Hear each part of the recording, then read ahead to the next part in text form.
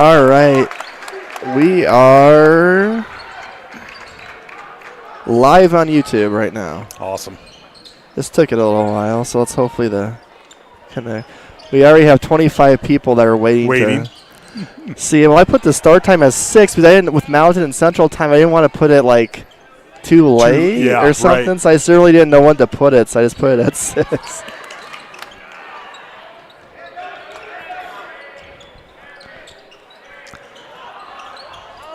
So the crowd mic is 5, which I'll probably leave pretty quiet because I didn't know where to put it, so I just put it down here. There's a ton of foot traffic that happens a lot, so be prepared to try to see something. See around, and then people will be. But I mean, you're tall enough if you stand up. It's just like one of those games where you're trying to focus and you just have a herd of kids, right? Just coming right through there. And then the tablet over here is actually how all the breaks get played. Oh, nice. Which I'll just keep over by me. I think I turned it on. Come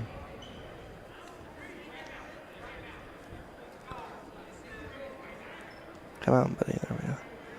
So I just have it straight. I have the stuff on for tomorrow, too, but I have everything loaded. Everything's already loaded. So Stevens coaches, Roby and Colesrud, and then I just, have the 2 priest prayers, and you just go down the line with the starting lineups. The ID I need to try to remember to usually play at between like 53 and 07, so top and bottom of each hour somewhere in there, but a lot of times I forget. Yeah. But here's a sample of like what it would sound like. Jardine Construction is a general contractor of custom homes, remodeling, and commercial construction. Jardine. Nice. So that's so that takes a lot of work before the first game of the year, but then after that, once everything's kind of in there, if it's I get a new sponsor, then you just kind of plug it in, or the starting lineup changes, you just fix it. I still have this old file, so it's usually just taking one name out, popping the other one in. Coaches' interviews, you're just exchanging them, so it's a long process for the first game of the year, and then after that, it's usually about 5 to 10, 15 minutes, give or take, every other game, depending on what, What do you use to record, like the coaches' interviews? It's just a little handheld recorder, which I'll have tomorrow sitting next to us at Central, because I have 3 of Roby, Colesrud, and then the Central boys coach I'll get tomorrow. Gotcha.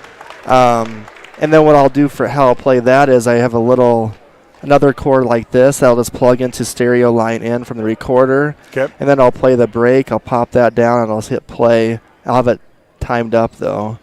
So nice. The only problem is I won't really have much time to edit. So some of them, depending on how long the coaches talk, I might have to stop it or a little bit sooner. But a lot of times though, I know going in like Colesrud, I can make him longer just because we can start the girls broadcast anytime we want, basically. With the boys, obviously, you're just so once the girls games is over with, I'll play a 60-second break and we'll go right into the boys pregame show. But a lot of times, you're hurrying during the boys just to get through everything. So I might, like for the boys game, I might skip the scoreboard depending on how much time we're at, and might skip the priest prayer because more likely we'll get the priest prayer in for the girls' game. Gotcha. It's the same priest, but I mean, if we don't have time, we don't have time. So Father Simple might not get his prayer twice. We'll hope the boys won't need it tonight, right? Right. I know. I forgot to ask David who did the mass this morning. Is that usually Thuringer? Andy Thuringer does that? Is it? Okay. I mean, I'm guessing from school, right? Yeah. Because he's a high school chaplain. Right. And I guess if he wanted, Tony Klein's a junior high. So I would say those would be the most likely too. But I know Father Simple did some football ones. Yeah. Because he kept saying every time I'd run into him, he kept saying, all right, we're 4-0. I got to keep doing it.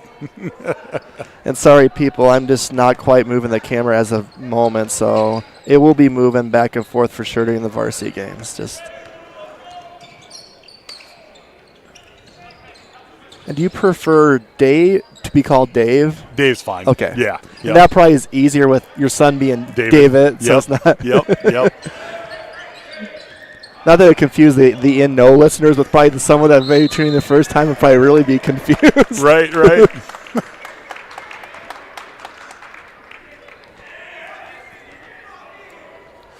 Oh, this is only the end of the third, huh? Yeah. Okay. And usually we start, and I have both the coaches will have interviews and the girls pregame. We'll probably more than likely.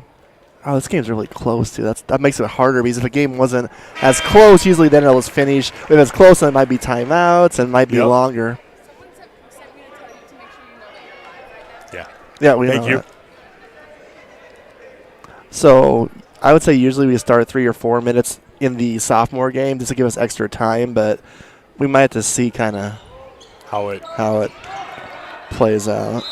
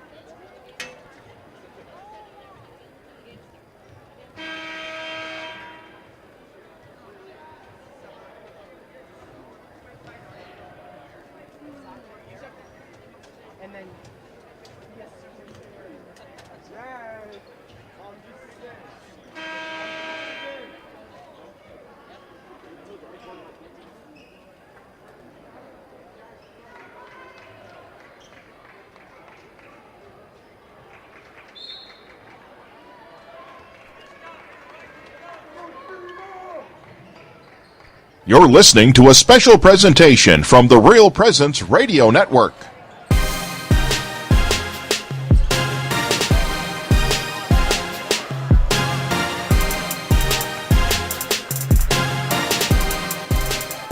On Real Presence Radio, welcome to the Night's Game Day Show, sponsored by Guarantee Roofing and Sheet Metal.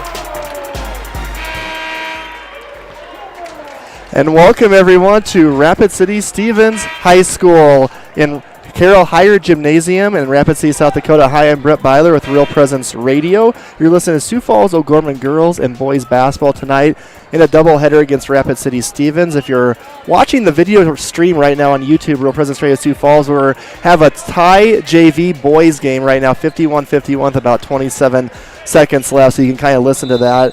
Or watch that as you listen to us. Alex Roby is now calling a timeout. So we might be going a little bit behind time tonight because the JV girls game went into overtime, and this JV boys game could honestly maybe go to overtime as well. So the girls game will be tipping off. It was scheduled for 6:30 Mountain Time. We'll probably push that back a little bit, and then the boys 8 Mountain Time, so back a little bit farther than that. So those people in Sioux Falls in your Central Time, you might be up a little bit later tonight. But hope you join us. And this girls game is going to be a really exciting one. It's a battle of two top 5 teams in number 1 O'Gorman and number 4 Rapid City Stevens. Both teams are coming tonight with an identical 11-1 records. Both are on big win streaks. O'Gorman's winners of 11 in a row. Their only loss, remember, was their first game of the season at O'Gorman versus Brandon Valley back in early December. And Rapid City Stevens have won 8 games in a row. Their only loss was to Rapid City Central, which was on December 17th, but then they went back and beat Rapid City Central last Friday night, and that was 51-40. And the Knights also won last Friday night. That's the last time they played over Pierre, up in Pierre, 75-54, led by Hannah Ronsik's 24 and Molly Abdusha's 22 points. Since Stevens in their game against Central got 15 points from their freshman Talia Porter, including 12 in the second half, or Talia Hayes, excuse me. So now that the scene is kind of set this week, I want to introduce my broadcast partner for the first time on Real Presence Radio, Mr. Dave Alpers. How are you doing tonight, sir? I'm doing good. Thanks for inviting me on. This is going to be a great 2 days of basketball here in Rapid City. Kind of excited to watch and broadcast both the girls and boys games with you. Absolutely. We're watching right now, and Benz gets stripped. I'm just going to end. Yeah, just to kind of set the scene, O'Gorman boys, they were up 10 going into the fourth quarter, and then the Raiders have just kind of picked back into this game. So I believe, Dave, we have a timeout, I think, by Stevens. We'll have the ball, have him go full court here, and I apologize that your introduction got cut short, but we were in the last 10 seconds of the game, so I thought, well, we might as well announce if something kind of dramatic happens. But what are your thoughts, I guess, because I know you've seen some of the O'Gorman girls. Obviously, you'll be doing the boys game tonight. I know you're very familiar with the boys, having your son play. But what are some of your thoughts so far in watching this O'Gorman girls team this season? Yeah, I mean, they're exhilarating to watch. They get up and down the court really, really well. When they are passing the ball and passing well, they get their offense set up. They get the three-point look that they want, and if they don't, they get it down low. And it's nice to see the bigs for O'Gorman work down low because they can control the paint, they can control the glass, and they do a great job. And this is our 8th year covering the boys and girls, and I think this is I said this on the air, but this is the most athletic girls team that Coach Colger's had in our 8 years and the fastest. So with their up and down style, it kind of fits the personality of the team with all those great athletes. Absolutely. It's a track meet when they get out there on the court. And like I said, if they can get those passes and get them good, they get up and down the court well, they're going to get great shot selection. Well, what just happened there is the worst-case scenario for Rapid City Stevens. So they are taking the ball out of bounds underneath the O'Gorman hoop. They try to throw a long football pass, which went out of bounds on the other side of the hoop. So now O'Gorman gets the ball right back where Rapid City Stevens took it out under the Stevens basket with 4 seconds left in the JV game. So, Dave, that's about his worst-case scenario if you're a Stevens fan. Yeah, you at least wanted to touch that ball in the court, and obviously they didn't get a chance to. 4 seconds left to go here. So Hayden Gross will take it out of bounds to Hagee. Back to Gross for the win, short. Oh! It's tipped in by Myriad, and that counts, I believe. I think the side ref called it. I almost gave up on the play, Dave. And also Myriad with that great athleticism flew in and tipped it in from about 15 feet. I mean, that's a long tip, too. Yeah, he's got a 6'7". He's got a big wingspan, and he really got up in the air, one-handed, kind of laying back, and he was able to tip that in. So it's 53-51 as the final. O'Gorman JV boys on the win on the Muirhead game-winning tip. So going back to the girls' game now between Stevens and O'Gorman, Dave, one thing that I kind of noted is that I believe these two teams are almost mirror images of each other. Both teams' bread and butter is pressing, getting right up on you, making the other team uncomfortable, forcing turnovers leading to early offense. And one thing I noticed is since the start of 2019-2020 season, O'Gorman is 49-7, Stevens is 48-8. So in my opinion, Dave, and tell me if you agree with me, I think the team that will be able to protect the ball better tonight in this girls' game is probably going to be your team that's going to win. Absolutely. I agree with you 100% there. You got to really make sure the turnovers, you don't have a lot of turnovers, protect the ball. And like I said, I think if they're able to set up their offense, have great passes, good shot selection, that team's going to win for sure. And one thing that's interesting is O'Gorman's always, one of Coach Colger's keys is always rebounding. So is Rapid City Stevens. O'Gorman on the season is a plus 7.9 rebounding. Stevens is a plus 12.5. Stevens gets 17.8 offensive rebounds a game, and they'll match up well versus us size-wise tonight. So you kind of got to figure, too, Dave, another thing is going to be that paint play and limiting those second shots. Whatever team, I believe, controls the paint tonight definitely has a good shot of winning this ball game. Yeah, I think, Friedman and Metley have to have a really big game in the paint. If they can control the glass, it's going to be a fun night for them. One, controlling the glass, and two, just putting back up the rebounds, the missed shots, and things like that. A couple of matchups to watch. Jaden Mcnabb versus Hannah Ronsik. Hannah had one of her worst games of her career last season up in here in Stevens with 1 for 13 with 6 turnovers. Guarded a lot by Jaden Mcnabb in that game. McNabb's a do-everything player for Rapid City Stevens, leading on points, assists, rebounds, and steals. Terrific athlete. She's going to be going to the Air Force prep school and then hopefully get a scholarship to the actual Air Force Academy to play after that. Molly Abdush and then Porter for the Stevens, the point guard matchup. That's another fun one to kind of watch. And one thing I think, Dave, will be interesting is I think Stevens' advantage against O'Gorman is their depth. They play 9 girls at least 12 minutes. Well, if you're O'Gorman, Colesford, I believe, only really feels comfortable right now playing Lucy Moore off his bench. So basically a 6 deep versus a 9 deep. I think if you have to look at foul trouble, could be an issue tonight. Yeah, definitely. That's that's something really to look at. 9 to 6 off the bench. Again, though, I mean, I think, O'Gorman all year, you've seen them get up and down the court. We know that they're fast. It's going to be a track meet. I don't think Stevens may have seen, speed like that. So it's going to be an adjustment for sure. And, yeah. And one thing, too, is that Stevens, their schedule, they played some Wyoming teams. They played a few that I would say O'Gorman's played the tougher schedule so far through the first half of the season. So it'll be interesting. Stevens will have us tonight, and then they'll have the Brandon Valley girls tomorrow. So, yeah, 3 of the top 4 teams in state battling each other this week, and Washington is the other one. So the last meeting was right here up at Stevens.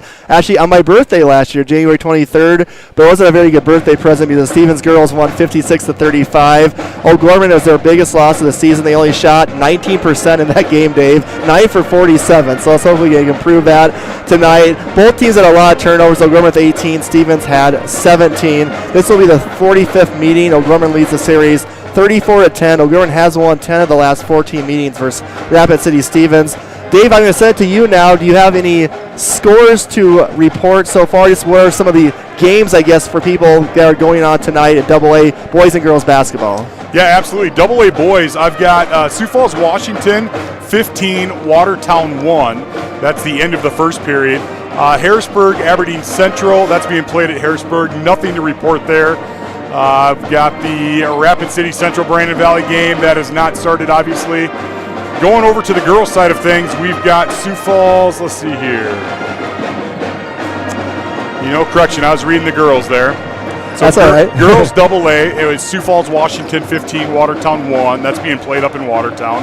The Harrisburg Aberdeen Central game has not started, or there's nothing to report there. That's being played at Harrisburg. And then the Rapid City Central Brandon Valley game has not started as well. The boys' side of things in AA, I've got Sioux Falls, Washington, 36, Watertown 34. 2 minutes left to go in the second. That's being played at Washington. I've got a great matchup, top 5 matchup in the AA boys. Sioux Falls, Roosevelt 19, Mitchell 12. 6 minutes left to go in the second at that one. I've got Yankton versus Pierre Riggs. That's being played at Pierre. That is 11-10. Yankton is up, start of the second. Aberdeen Central playing Harrisburg at Aberdeen Central. I do not have a score there. And then obviously Rapid City Central playing Brandon Valley tonight, and that game has not started. All right, thank you, sir. Now we're going to take a break. When we come back, I got a chance to sit down with first-year Stevens girls coach Adam Dannenbrink, get his thoughts on the Stevens season so far and his matchup tonight against Sioux Falls O'Gorman. And that is coming up after the break. Is there an event that you would like announced right here on the RPR network? Please email the details at least 2 weeks in advance to heather@realpresenceradio.com. That's HEATHER@realpresenceradio.com. We can help spread the word about what's happening at your parish and in your diocese. Again, that email address is heather@realpresenceradio.com. Here at Catholic Family Services, we believe counseling is for everyone. Catholic Family Services is here to help whether you are navigating a life transition, such as going to college or changing career paths, wanting to improve your communication skills, making plans for your future family, or wanting to understand mental health. If you would like more information or to set up an appointment with one of our trained professionals, call Catholic Family Services at 605-988-3775. Welcome back to the Guarantee Roofing and Sheet Metal Nights Game Day Show. I'm now joined by Rapid City Stevens girls basketball coach Adam Dannenbrink. Coach, your girls are coming off a 51-40 win at Rapid City Central last Friday night. First off, Coach, what were some of the main reasons your girls were able to get the road win at Rapid City Central last Friday night? I think that we made some adjustments from the first time that we played them. We did a really good job defensively on their big girl, the Hill girl, and then we made it tough on the Glade girl to get shots. I mean, she's a great shooter, so we had to make sure that we were, getting out on her. She still scored darn near 15 points. I thought we made it tough on her all night. Our defense overall was really the key to getting that victory. And one of your girls who's having an excellent season, coach, is your senior Jaden Mcnabb, leading the team in points, rebounds, assists, steals. I'm sure there's some other stats I haven't mentioned. What has been the most impressive part of her season, coach, and what is it like for you to coach her? She's the best girls basketball player that I've coached, overall game. A lot of times, she'll make a play out there on the court, and I just think, wow, I'm happy she's on our team. So, I mean, she does all the other things besides scoring.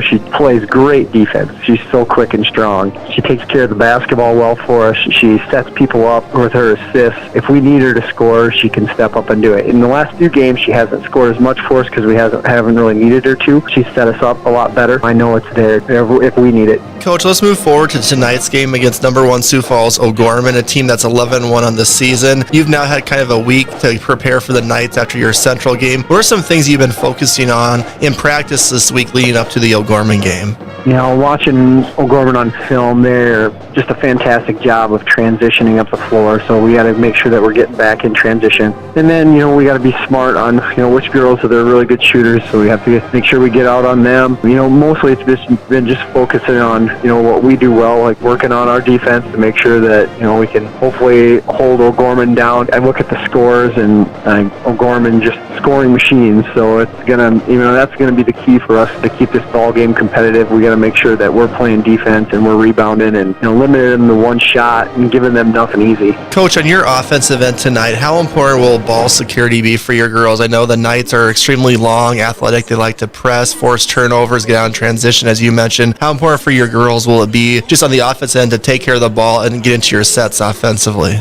Yeah, obviously that's number one when you're, take care of pressure, on offense. We got to make sure that we handle pressure. And I think, we're very similar teams that way where, we like to do the same exact thing where we're going to actually get up and we're going to pressure them. We're going to get up and pressure O'Gorman, and we're very similar teams that way. And, the team that's going to be able to handle it the best is going to probably be the one that ends up winning the game at the end. So I'm looking forward to it because we'll really see where we're at after this weekend, because we've got, O'Gorman and then the next day Brandon Valley. Great challenge this weekend. Well, thank you so much, Coach Dan Bring, for your time, and good luck tonight against Sioux Falls O'Gorman. Appreciate it. Thank you.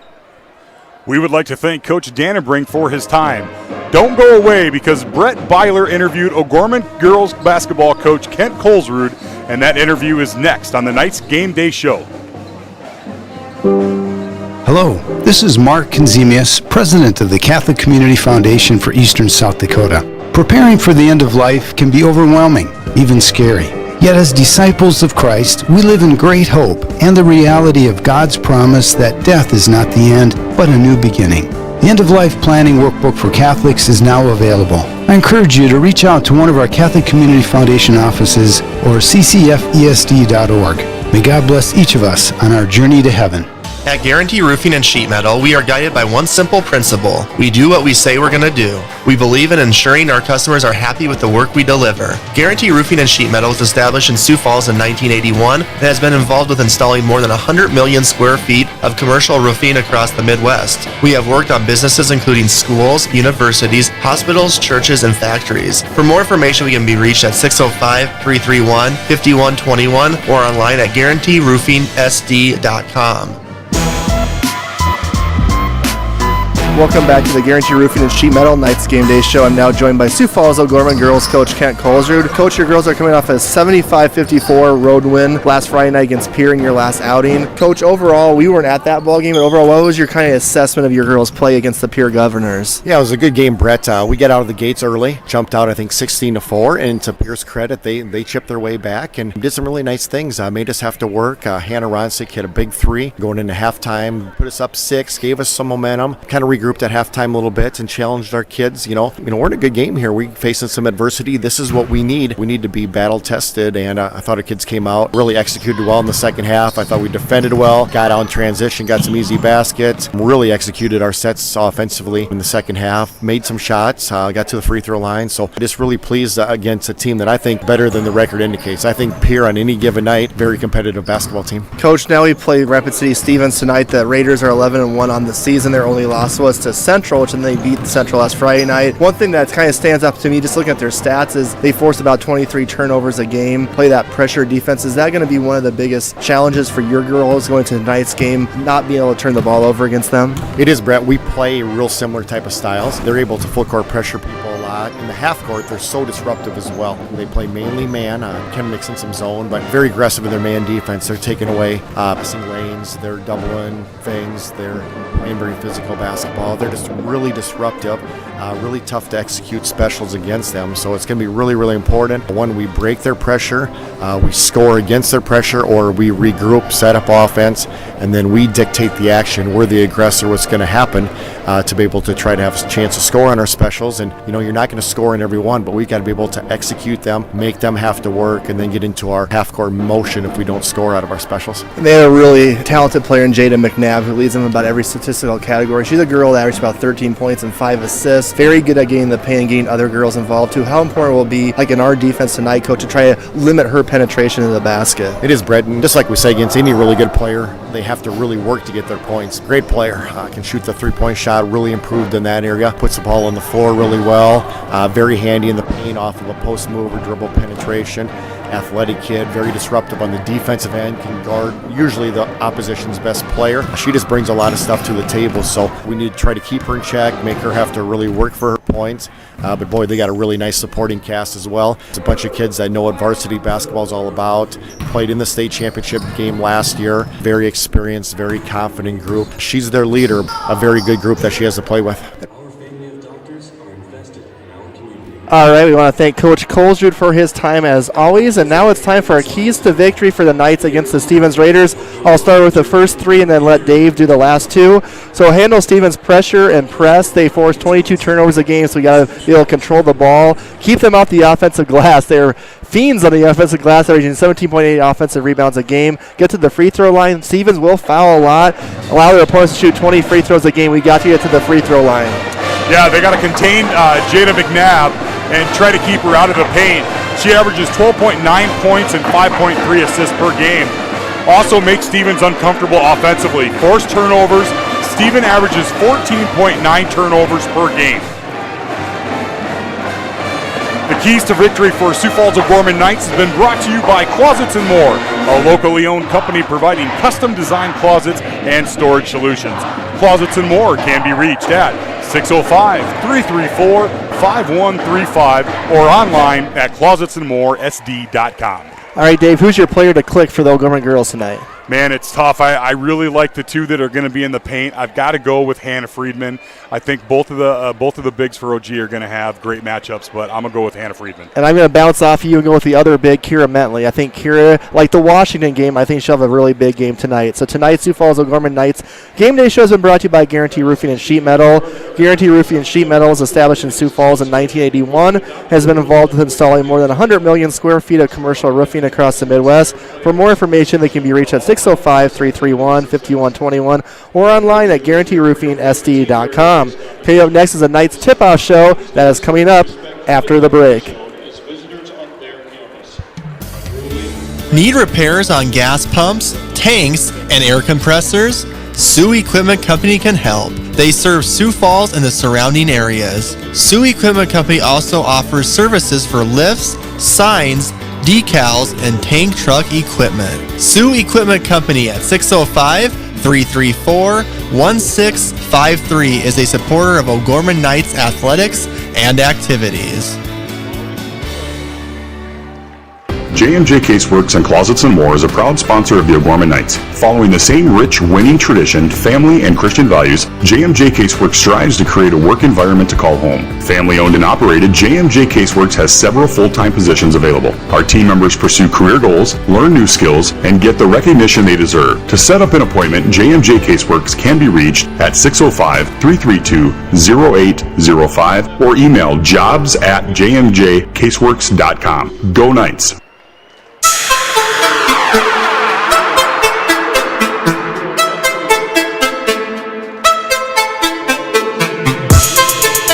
On the Real Presence Radio Network, O'Gorman Knights Basketball is on the air. Brought to you by Catholic Family Services, Catholic Community Foundation of Eastern South Dakota, Jardine Construction, Barnett Vision Clinic, Bishop O'Gorman Catholic Schools, Sioux Equipment Company, Closets and More and JMJ Caseworks, the BB Agency, Knights of Columbus Insurance, Pizza Ranch and Fun Zone Arcade on 41st Street, Guarantee Roofing and Sheet Metal, and Barnett Lewis Funeral Home. Tip-off to tonight's game is just moments away. With all the exciting action of O'Gorman Knights basketball, let's go to the gym. All right, folks, now it's time to start the game off with a prayer. Father, take it away. This is Father Chuck Simple of Holy Spirit Parish here in Sioux Falls. In the name of the Father, and of the Son, and of the Holy Spirit, amen. Father in heaven, we ask your blessings upon the athletes participating in this upcoming sporting event. Give each one of them the courage to play this game in a manner by which their words and actions are pleasing to you. Let them enter into this competition in a spirit of sportsmanship and with respect for each athlete that is participating in this event. Bless, O Lord, the athletes, the coaches, officials, and parents. Keep all under the protection of your Son, Jesus Christ, and help all to be aware of his presence with us in this game. We ask this through Christ our Lord. Amen. All right, thank you, Father. Now it's time for the girls' starting lineups recorded by the girls themselves. Enjoy.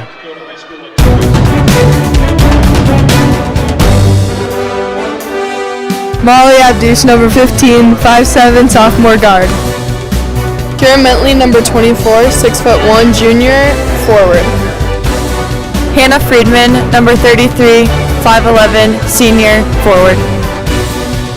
Bergen Riley, number 25, 6'1", junior, forward. Hannah Ronsik, number 30, 5'11", senior guard. Now it's time for the national anthem, brought to you by the Rapid City Stevens Pet Band. We'll turn them up for you.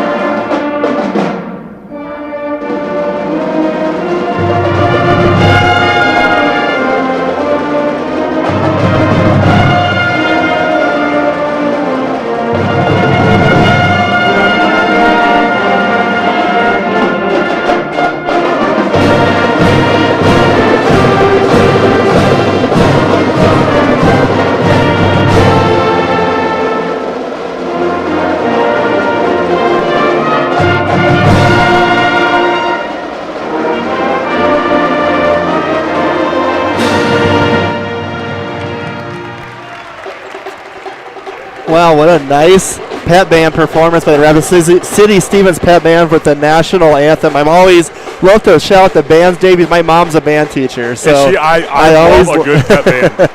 I always like that. So you just heard the O'Gorman starters before the national anthem. Real quick for the Stevens starters, they'll be starting tonight. Talia Porter, a 5'8" freshman guard, number 3. Number 21, Jaden Mcnabb, a 5'10" senior guard. Number 22, Macy Wathen, a 5'9" junior. Number 23, Bailey Sobsack, a 6-foot senior forward. And number 32, Jaden Matkins, a 6-foot senior center. Matkins is going to Augie for basketball. Sobsack going to Nebraska Kearney. And Jay McNabb going to the Air Force Prep School. Game is underway. Brett Byler and Dave Alpers with you for Knights girls against the Stevens girls. 2 top 5 teams at it right now. Knights in their road blue tops, blue shorts. Stevens in the white tops, white shorts. First possession of the game, down low to Bergen. Riley get a position on Jaden Matkins, and Bergen's on the board. Great job of the Knights setting up that offense. Kind of isolated Bergen that time with like the 4 out, 1 in, and she got the advantage over Matkins. Yeah, they were thinking a 3-point shot from O'Gorman and kind of left her open down low in the paint. Just that token pressure, one thing it does too, Davis, takes the shot clock down a little bit. Now we're already at 13, but Sobczak with the basket. So now it's interesting. You're going to see Stevens press O'Gorman, and we've done all the O'Gorman games this year except 2, and we haven't seen many teams even try to press O'Gorman. I think a lot is with Abdush's speed, Dave, where they're afraid to, but Stevens will not be afraid to press us tonight. Yeah, it's kind of like that. We talked about it earlier, them in a track meet, and they do not want to get in a track meet with O'Gorman. So we have McNabb on Ronsik, which I thought would be the matchup. Nice cut by Molly. Down low, basket is good, so the Knights have started out 2 for 2. Great job driving into the paint with a pull-up jumper there. Here is Bailey going baseline. A little floater is short. She missed the first 8 games of the season with a knee injury. This is only her 5th game back. Ronsik for 3. A little bit long. Jaden Mcnabb with the rebound, and she's going to push it, Dave. Has a 3-on-1. Nice pass to Wathen for the basket. Yeah, not much Molly Abdush could do there other than just try to get in the way. Yeah, see, that's kind of what O'Gorman does to teams, is get that long rebound and push. Stevens did it to us on the long shot missed by Ronsik. Got to be aware of that if you're O'Gorman tonight. 4-4, early stages here at Stevens. Metley's open down low there. They got to get the ball to her. I think they control that paint early on. They're going to do well. And that ball looks like it was off Bailey Sobczak, and it'll be Knights ball. With 9 on the shot clock, Dave, so they got to kind of hurry up this possession here to beat the shot clock. And that is tipped out of bounds by McNabb. Only took a second off there, 8 seconds here. What's your best out of bounds? What's your best 8-second play? We'll see what that is. So we're going to hand off to Abdush. Gets the screen from Friedman. There's 3. Got to do something. It's going to be a shot clock violation. So whatever that initial thing was taken away on the dribble handoff, and then nothing basically happened then after that. And good defense by Stevens. Yeah, great defense. So now Knights a little bit of a 2-2-1 full court press. Matkins showing her athleticism, catching that high pass. Abdush got in the way and knocked it out of bounds there. And one thing, Dave, I said about Molly this year, she's very springy for a girl, meaning she kind of has those quick twitch muscles you generally just see in boys. Her and Jakalinga is another one you think of for watching. It's just so springy. Yeah, very, very quick reaction to the ball, to movement. McNabb thought about the 3, gave it up, will go back out. Corner is Jada Matkins for 3. A little bit long, she'll get her offensive rebound. She's rejected by Friedman. I'm not used to her wearing that headband or piece of tape, whatever she has on her head, so I do a double. I don't know what that is. But anyway, here's the Knights. Good defense by Wathen, who steals it from Molly, and now there's going to be a jump ball. It's going to be Stevens' ball. Molly looked at the ref card, complained. He kind of, I think a lot of times as a kid, you just kind of got to try to stay away. Let the coaches do that for you. Yeah, you kind of lose concentration there when you start worrying about if a foul is going to be called or not. Because then there was a loose ball and a jump ball, so it almost came right back to her. So here is Stevens breaking that press. That's a travel on Porter. Yeah, she took an extra step there. She's just a freshman. Talking to Coach Dannenbrink, he said she is going to be quite the player. And she already is, but by the time she's a senior, she's going to be highly coveted by a lot of colleges. Her dad is an assistant coach as well on the team. Nice screen. Here is Abdush. And what a block by Jaden Mcnabb, who just basically took it right from her hands. Yeah, they both jumped at the same time, and unfortunately, McNabb stepped out of bounds with that. This game has let's see, I think 6 or 7 college athletes on the court at the same, not all at the same time, but on each team's combined, which is just tells you the level of athletes here in this girls game. Absolutely. Number 11, Lucy Moore, just checked in for Hannah Friedman. So this is almost a 5. I was close to being a 5-second call. Here's Bergen down low, missed it.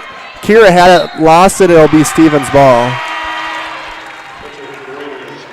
And now we have a couple Stevens girls checking in, and Megan Balloon, number 33, a terrific high jumper, and also Jill Delzer, number 25. Delzer's a girl that will shoot a lot of threes, so you got to watch her on the outside. I was told by Coach Danenbrink that Balloon can touch the rim, which is very impressive for a girl. I don't think I could quite touch the rim when I was in high school, so I'm jealous. Yeah, I could get about halfway up the net. I was a wrestler. Okay. Here's Ronsik from way downtown, hits the three-pointer. Well, she was about 3 to 4 feet past the arc. Delzer down low, and she's fouled by Mentley. And that's the second time O'Gorman's been beat down the court. And usually, Dave, what they say, and you can correct me if I'm wrong, usually a lot of times it's your top guard who's kind of in charge of being the one to get back. Yep, absolutely. But depending on who shoots the shot, say if you're one of the top guards like Ronsik shoots it, then someone needs to replace her position and get back. Yeah, I'm impressed with Stevens' speed and obviously their setup. I mean, like you said, to get a guard back, and they're doing a great job right now really minimizing O'Gorman's speed up and down the court. So Delzer makes the first one. She'll have one more free throw. Delzer, the senior, bends the knees. Shot is up and good. Stevens going to get in their press now, and it's a man press at the moment. Ooh, got to say Wolf or something. Ronsik at the very last second saw that Stevens defender. Yeah. Just in the nick of time, Abdush dribbles in, and she's fouled by someone. We'll see what it is.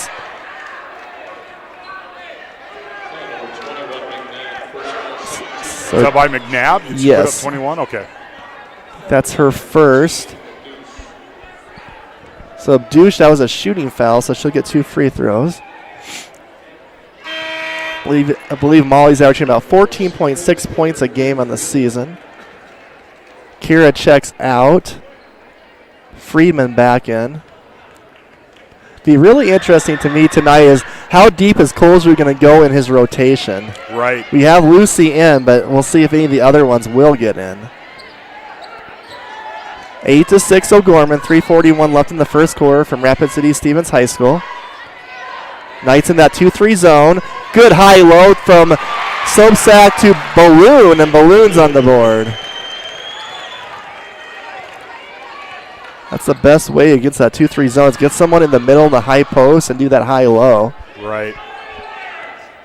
Here's the double screen for Molly. And then they're going to get Ronsik, and good job by McNabb just kind of taking her another girl. And there's a loose ball. And it'll be staying with O'Gorman as Friedman and about 3 Stevens girls are on that one. Yeah, Hannah was calling for the ball there early, and they just couldn't get it to her. And by the time they passed, they had someone who just stuck a hand out and able to knock that away. Interesting, too. Both teams haven't played since last Friday night, so both these teams had a whole week to get prepared for this game. So we'll see if... Oh, McNabb with a great block on Lucy Moore. Wow. Yeah, Lucy got that ball at the top of the paint and drove and just couldn't get it in. And Molly Abdush at the block on Delzer. What a play by Molly. Long pass to Hannah Ronsik. For 3 is good. So that's the second time Hannah's got loose right by the bench for Stevens. Yeah, and like the last one, she's 2 or 3 feet on the other side of that arc, so that's a long 3. Jill Delzer both times was a girl trying to guard but just not getting out far enough. Dangerous pass knocked out of bounds by Ronsik. So Madkins coming in also for the first time for Stevens is Ella Kiefer. Mentley in for Bergen. So it'll be Stevens ball, 18 in the shot clock under the Knights basket with Jaden McNabb taking it out. Going down low to Madkins, and she loses it. So Knights have Molly back, but she'll jump stop as Balloon got back for Stevens. Yeah, nice steal by Lucy Moore on that. Hannah Ronsik, a little scoop layup, misses it, but Friedman gets the offensive rebound, and we're going to say Hannah shuffled her feet. Did you see that one? I'm not for sure about that. Yeah, I think when she hopped, she put both feet down at separate times and then shuffled a little bit. Guess that's why we're up here, right?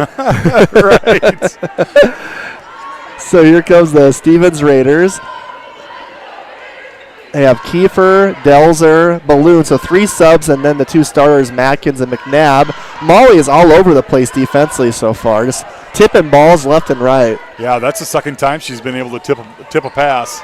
So McNabb penetrates that zone, and Molly with her second block on Kiefer, 10 on the shot clock, Dave. So Stevens, I don't know if they recognize that. There's a steal by Ronsik out to Lucy Moore, and she's fouled by Kiefer, and that ball goes into the cheerleaders.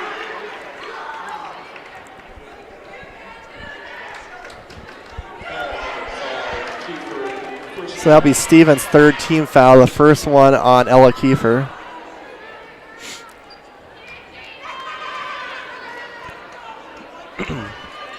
We're going to try a post Ronsik up against McNabb. Her shot is in and out. Loose ball and another jump ball.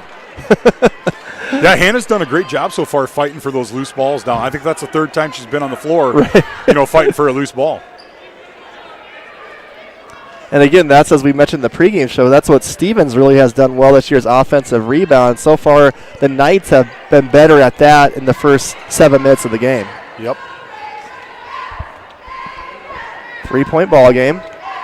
This has a feel of one of those games coming down to the last 3 or 4 minutes, I believe. Right. Kind of a last-second shot type game. Here is Delzer for 3. No hesitation. Drills that one.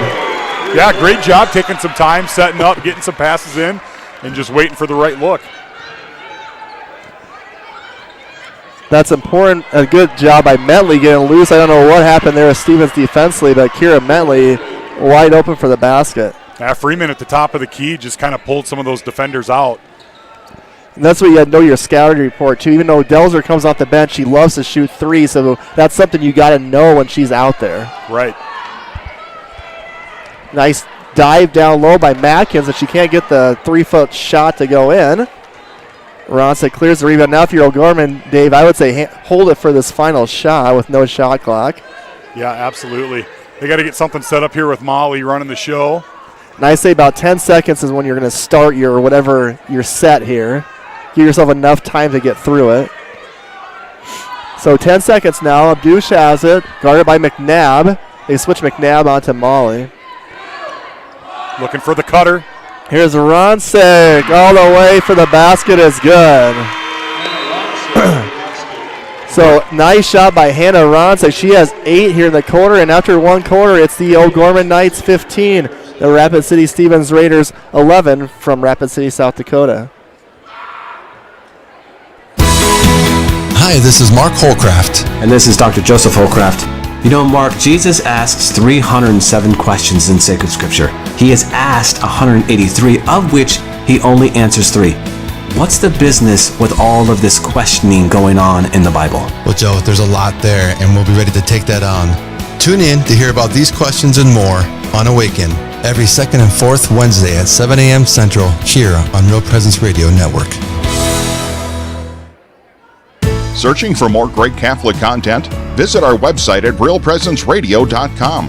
Find Catholic news you can trust, information about events coming up in the local area, and the latest on what's happening at the RPR network. And don't forget that you can listen to any of our stations around the clock from anywhere in the world. Need prayers for someone or something in your life? You can submit those through our online form for the entire family to pray for. Real Presence Radio, your family of faith and hope.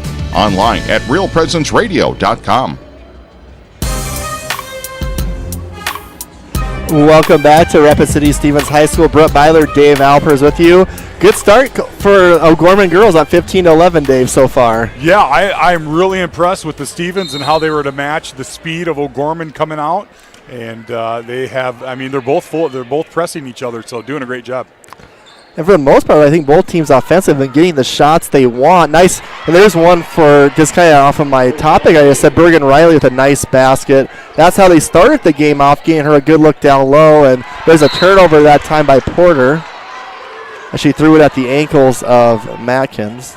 Yeah, I really think if O'Gorman controls the paint here out in the second quarter, we could see, maybe a little bit of a breakaway of a game. But they really got to work on getting that ball down low to the bigs. 17-11 O'Gorman. 7:37 here in the second quarter. Abdush almost stumbled a little bit. Nice back cut by Ronsik, getting open, but then she misses the 12-foot jumper. Here comes Talia Porter for the Raiders. Bailey Sobzak in the corner, shoots the shot and is blocked. Oh, and Kira just dribbled that one off the old foot. I think the block came by Bergen on that. Stevens is doing a good job of kind of breaking this zone defense that O'Gorman's running. They're able to get the ball down low almost a little bit with ease. So Macy Wathen, the Hill City transfer, will take it out of bounds.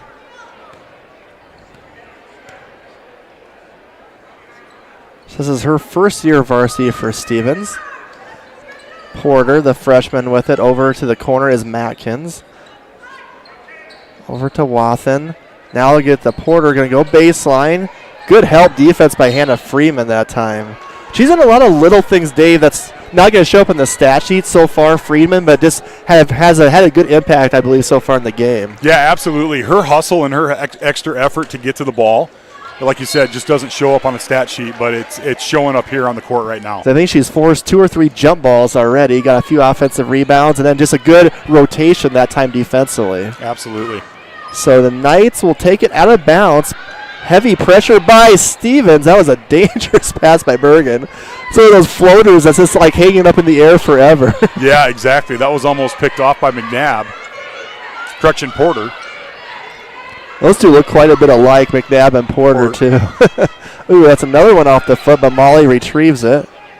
Gets down low. There's a size advantage by Kira over Porter. I think she was probably fouled, not called, but made the shot anyway. 19-11 O'Gorman, 6:25 here in the second quarter. Good strength that time by Melly. Way to go up strong. Left side. Another deflection by O'Gorman. I think this length for O'Gorman's maybe surprised Stevens a little bit. A lot of their passes are getting tipped so far. Ooh. Porter to McNabb for 3. No good. Ronsik skying for the rebound. Coach Kolge, you can kind of see him, Dave, waving his arms like, get going, get going. Right, yep. He wants them to run. Get in the second gear. Here is Abdush all the way, and she is fouled by, was it McNabb or Wathen? If it's McNabb, it's her second. We'll see.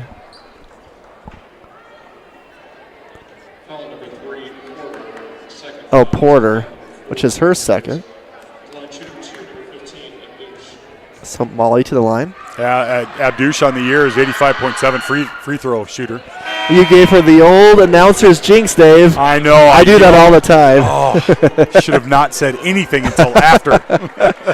Dan Johnson always blames me for every missed free throws. I always will say a percentage. So I just stopped saying it till after, like you said, after they shoot. So she does make the second one. It's 20-11. So, Dave, this is the biggest lead of the game. 9 points for O'Gorman. Yeah, defensively, they're doing. I think they're doing a much better job here, getting in the lane for the passes. Oh, that ball hit the rim. It's going to be a pass by McNabb, I believe, backdoor to Matkins. It hit the rim, unfortunately, but then Stevens, Bailey Sobzak got the rebound, and she'll get fouled. I think the foul was on Metley. You're correct, and that's 2 on her, Dave. So there's that foul trouble with that shorter rotation. So Friedman will come in for her. Bailey's free throw's a little bit long. It's been fun watching Bailey. She's been starting or playing a lot since her freshman year. Just a really great rebounder, a great hustler. She's had a couple of knee issues, but she's just a terrific young athlete. Going to go to Nebraska Kearney to play basketball. Yeah, it's always fun to see these athletes go and move on to that next level and take their talents and just prove what they can do. We got quite a few of them in this ball game, which we'll try to highlight when we can. There's a travel on Abdush. That was Bailey Sobzak, who was getting that pressure defense. I think Molly got a little bit off balance, and that foot slipped just a little bit. And what would you say, Dave, in the student section for Stevens? How you're thinking? Is it preppy night, or what were you saying? Yeah, it looks like it might be preppy night. We see some folks with sweaters on their shoulders and some drawn-in mustaches and sunglasses. That's a bad pass by Stevens. I'm jealous of a few of those outfits over there. When I was in high school back in the day, we didn't have many of those theme nights, which I know O'Gorman does that all the time for their activities. Yeah, it is fun to see the student sections, actually take some pride in doing things, as long as it's kept fun and things like that. Absolutely. McNabb with those long arms tips that one out of bounds as a cross-court pass, and I'm guessing with these two teams, a lot of those cross-court passes you might have got away with other games this year. You're probably not either side tonight. There's two good athletes on the floor. Yeah, both teams are very physical, very athletic. Oh, close and over. Friedman was walking that tightrope, almost an over and back. You might want to call a timeout here if you can. And oh, wow, and then they're going to foul on McNabb. Yeah, that's the thing. As soon as O'Gorman picks up their dribble, Stevens is on him right away, not giving him a chance to get a pass out or anything like that. More of the story is don't pick up your dribble. It's 20-12. O'Gorman's still an 8-point lead with 4:44 left in the second quarter. Both of these teams are 11-1 on the season. Knights are ranked number 1. Stevens ranked number 4.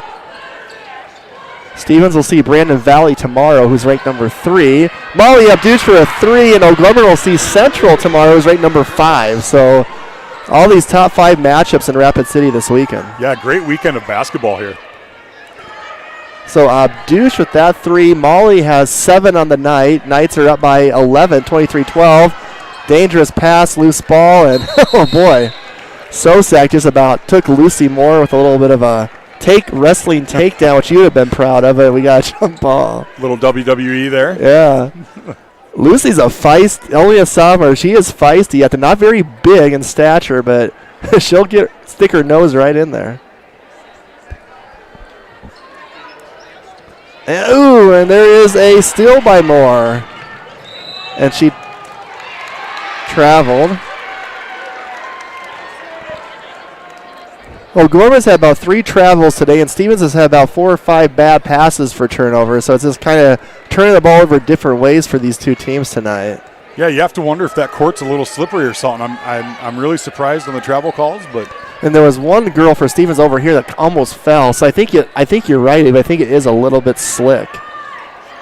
Good job by Ronsik, kind of on the bar of that zone, just kind of getting down there just in time.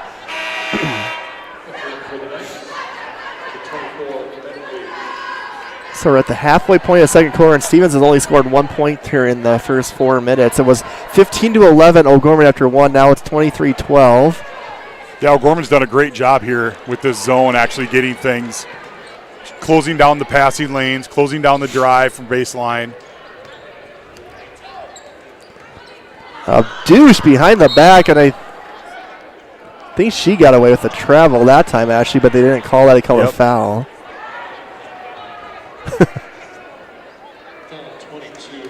Yeah, I feel like Stevens wants to get the ball down low and be able to shoot, in the paint, and they just haven't been able to do that here in the second half. And Stevens, if you look at their shooting numbers, they aren't that great, honestly, this year at their percentages for field goals and three-pointers. I think field goals is about 35%, three-pointers about 25%. They're more like, there's a nice play by Ronsik. She has 10, but they're going to try more to get the ball inside, than O'Gorman is a lot more comfortable and shoots a lot better percentage from the outside, is I would say the biggest difference between these teams. There's Bailey Sobsak's 3, no good. Ronsik rebounds it. Knights have a little bit of a 3-on-2 if they want it. Ronsik out to Lucy, and she's blocked by Bailey Sobsak. Great job getting down the court and good shot selection. Just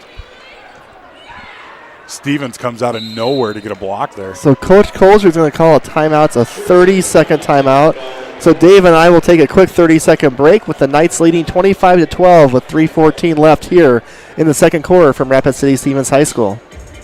Real Presence Radio is available on Alexa-enabled devices, including Amazon Echo, phones, tablets, and smart displays. To enable the skill, just say, "Alexa, enable Real Presence Radio." To listen, say something like, "Alexa, open Real Presence Radio." It will then ask what station you want to play, to which you can respond, "Play Sioux Falls," or "Play AM 970," or "Play WWEN." From there, you can use commands like play, pause, and stop. Listen to RPR anytime, anywhere on Alexa-enabled devices.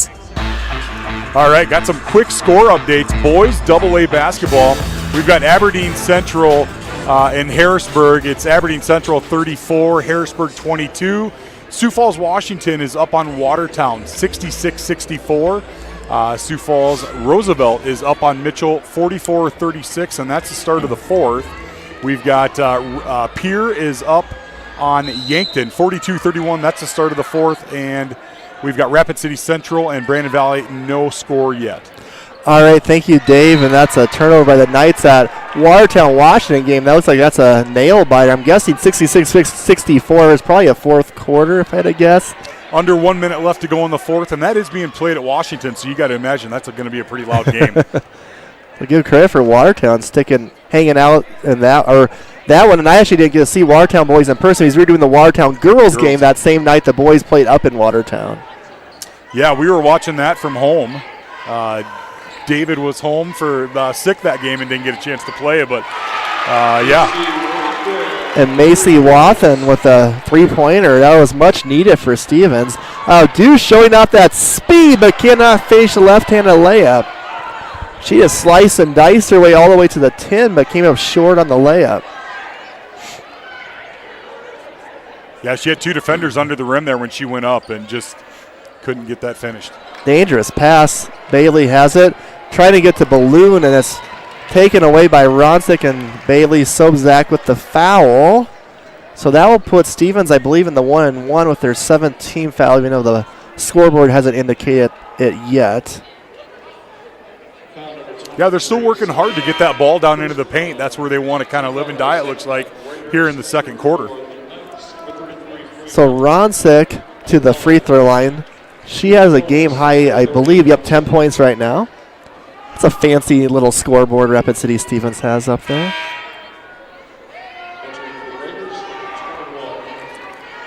So I was just going to say, and I'm glad she came in because I was just going to mention, so Jaden Mcnabb has 2 fouls, so she was kind of sitting on the bench for a couple minutes, and now they're going to bring her back in with 2:18 left. That'll be an interesting thing here.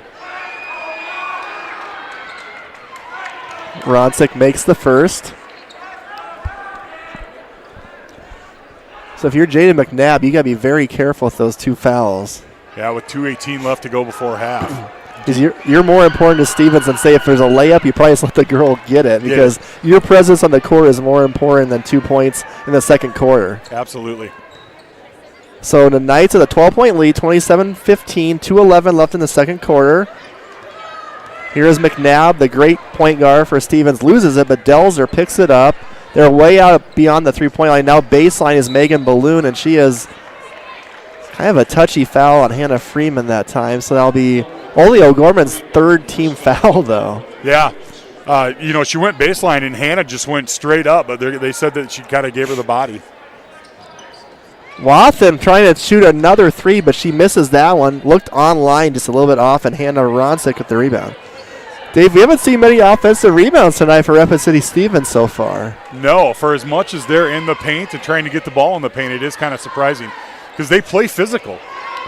They sure do. That's a lob to Bergen that's stolen. Probably not the highest percentage pass that time by Hannah Ronsik, and Matkins, a very good defender, was on her, but good hustle by Ronsik.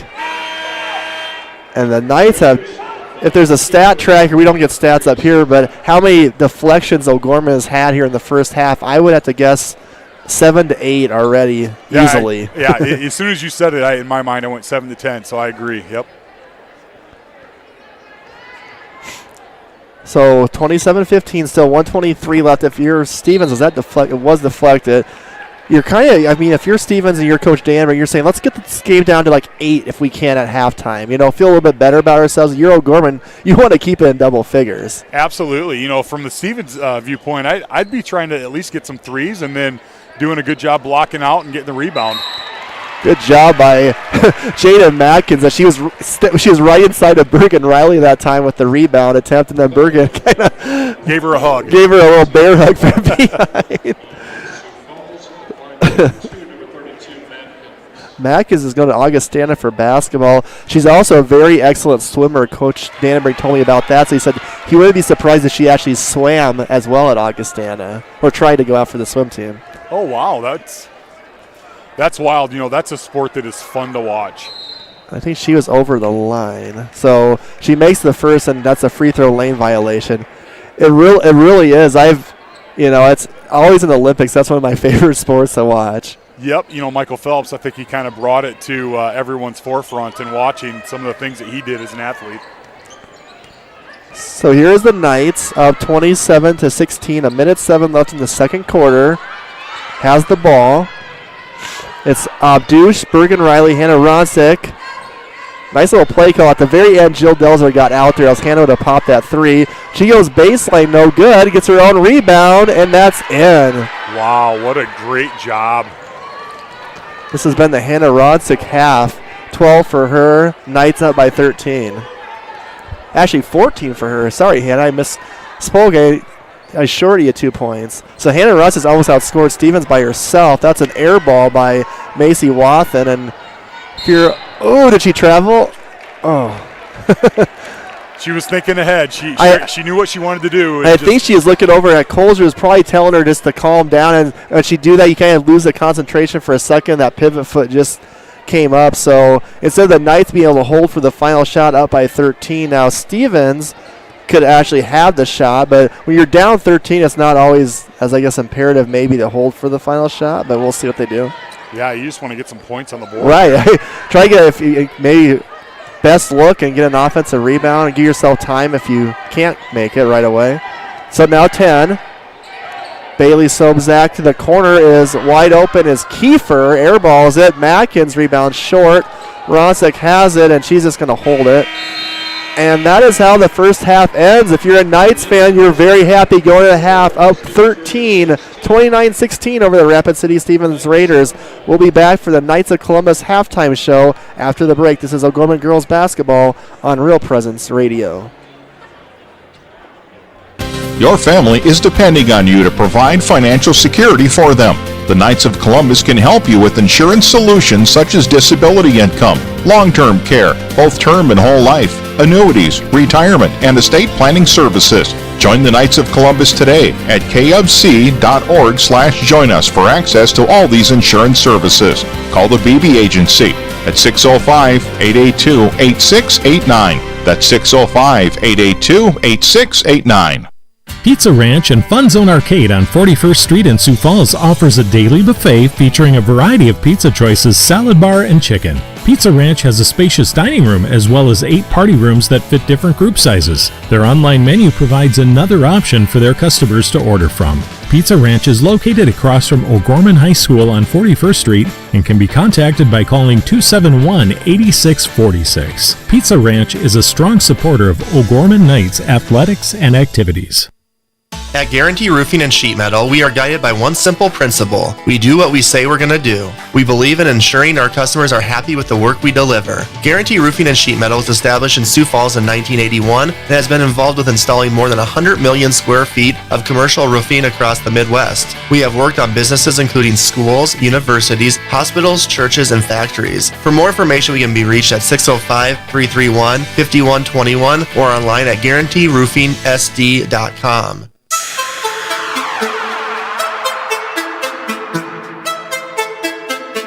From the Real Presence Radio Network, welcome to the O'Gorman Knights Halftime Show. Brought to you by your Knights of Columbus field agents for the Sioux Falls area, Jeff Gillen and Phil Carlson.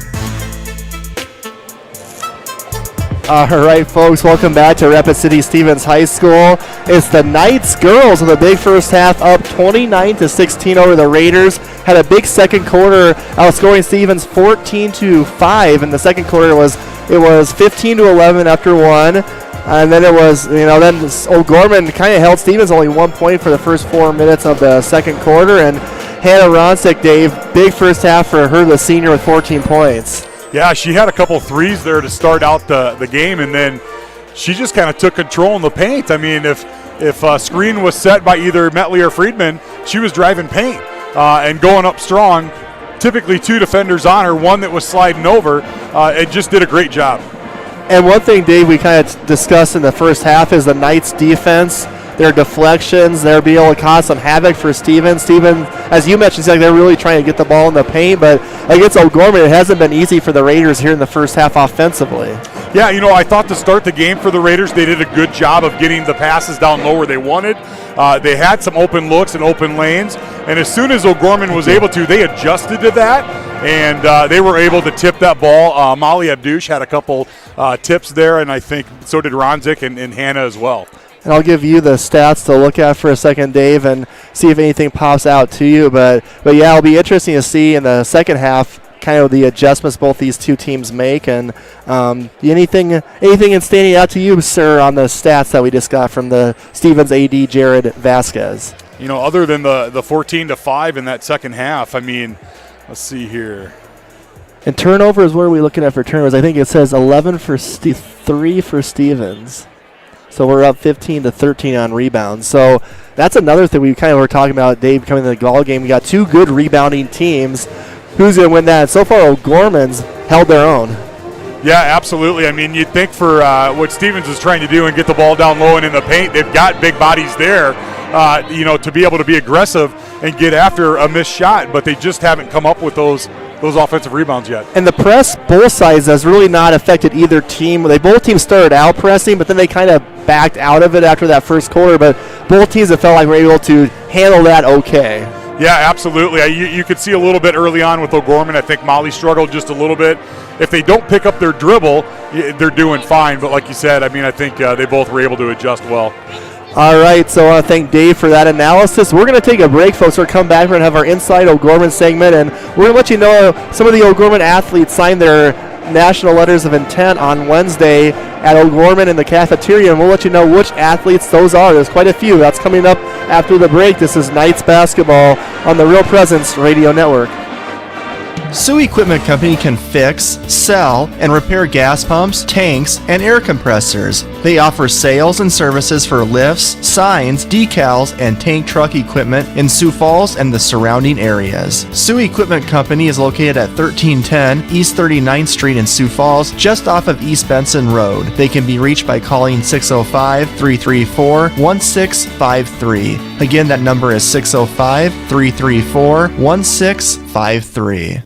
Pre-planning a funeral is a wonderful gift for families. I'm David Lewis of Barnett Lewis Funeral Home, a family-owned and operated service to the community. Our goal is to make arrangements with families comfortable when they decide what their wishes are for funeral services. I will listen to all needs and offer choices for funeral arrangements and make sure all questions are answered. Barnett Lewis Funeral Home can be contacted at 336-0707 or by going to barnettlewis.com. All right, folks, welcome back to the Knights halftime show. I'm going to send it over to Dave, who's going to let us know who are some of the O'Gorman athletes who signed their letters of intent on signing day on Wednesday. Yeah, so on Wednesday, it was a great day for the O'Gorman Knights. We had a lot of young athletes that signed a letter of intent. My son, David Alpers, he'll play football at South Dakota State University. William Sanford is going to play golf at Bethel University. Macy Bartles will play golf at Dakota Wesleyan University. Emmanuel Struck will play football at Augustana University. Gabe Ripida will play soccer at South Dakota School of Mines. Logan Linder will play baseball at Luther College. Evan Carlson will play football at Mount Marty University. Great group of young athletes from O'Gorman that will be extending their career and moving on to college. Absolutely. You got to love that. I wish I could have been there. I was just so busy on Wednesday. Usually I try to make it and then interview a coach or a couple of kids, which next week I might try to do that. But great crop of kids, and it's like you mentioned, it's always kind of fun to see a kid that you watch growing up, and then they get to take that next step from junior high to high school and take their talents to college. Absolutely. As a parent, it makes it surreal to kind of stand there and watch your child make their decisions to move on and sign their letter of intent. You're kind of standing there, you're waiting for things to happen, and then, Coach Keeter kind of announces all the kids and what's going to happen and what they're going to do. And, all of a sudden the next thing you know, you're taking a ton of pictures, and then there's just a huge rush of emotions. So really cool. Absolutely, yeah. A few golfers, a few soccer players. Trey Heckelite, well, I even know he played baseball because that's a sport for we don't really cover too much, so congratulations to him. I know through Isaac, I think they're going to have a really good baseball team. Trey's a great outfielder from what I understand. Okay. So, we were talking about that, I think, today, and someone had said, Trey's a great outfielder. So, Dakota State got a good young man there. Absolutely. Well, thanks a lot. That was our kids. Want to give a big shout out to all the kids, their parents, their families. I'm sure very proud of them, and we'll try to follow them as closely as we can as they take their talents to the collegiate level. So Inside O'Gorman has been brought to you by the Bishop O'Gorman Catholic Schools. Our 6 elementary schools, junior high and high school exemplify gospel values, strong student achievement, and community service. Our schools strive to have excellence where it counts in faith and academics in our community and in the opportunities offered to our students. Visit ognights.org to schedule a tour. So we're going to take a quick break. We'll come back for the start of the second half. This is the Knights halftime show brought to you by the BB Agency, Knights of Columbus Insurance. Real Presence Radio will be broadcasting an estimated 42 Sioux Falls O'Gorman girls and boys basketball games from the middle of December 2021 to the middle of March 2022. Tune into the RPR network on 94.5 FM Sioux Falls, 91.3 FM Hartford, online at realpresenceradio.com, on our free mobile app, and on YouTube at Real Presence Radio Sioux Falls. If your business would like to sponsor our O'Gorman basketball broadcast, contact me, Brett Byler, at 605-670-8333. Upon graduation from O'Gorman High School, you will receive far more than a diploma.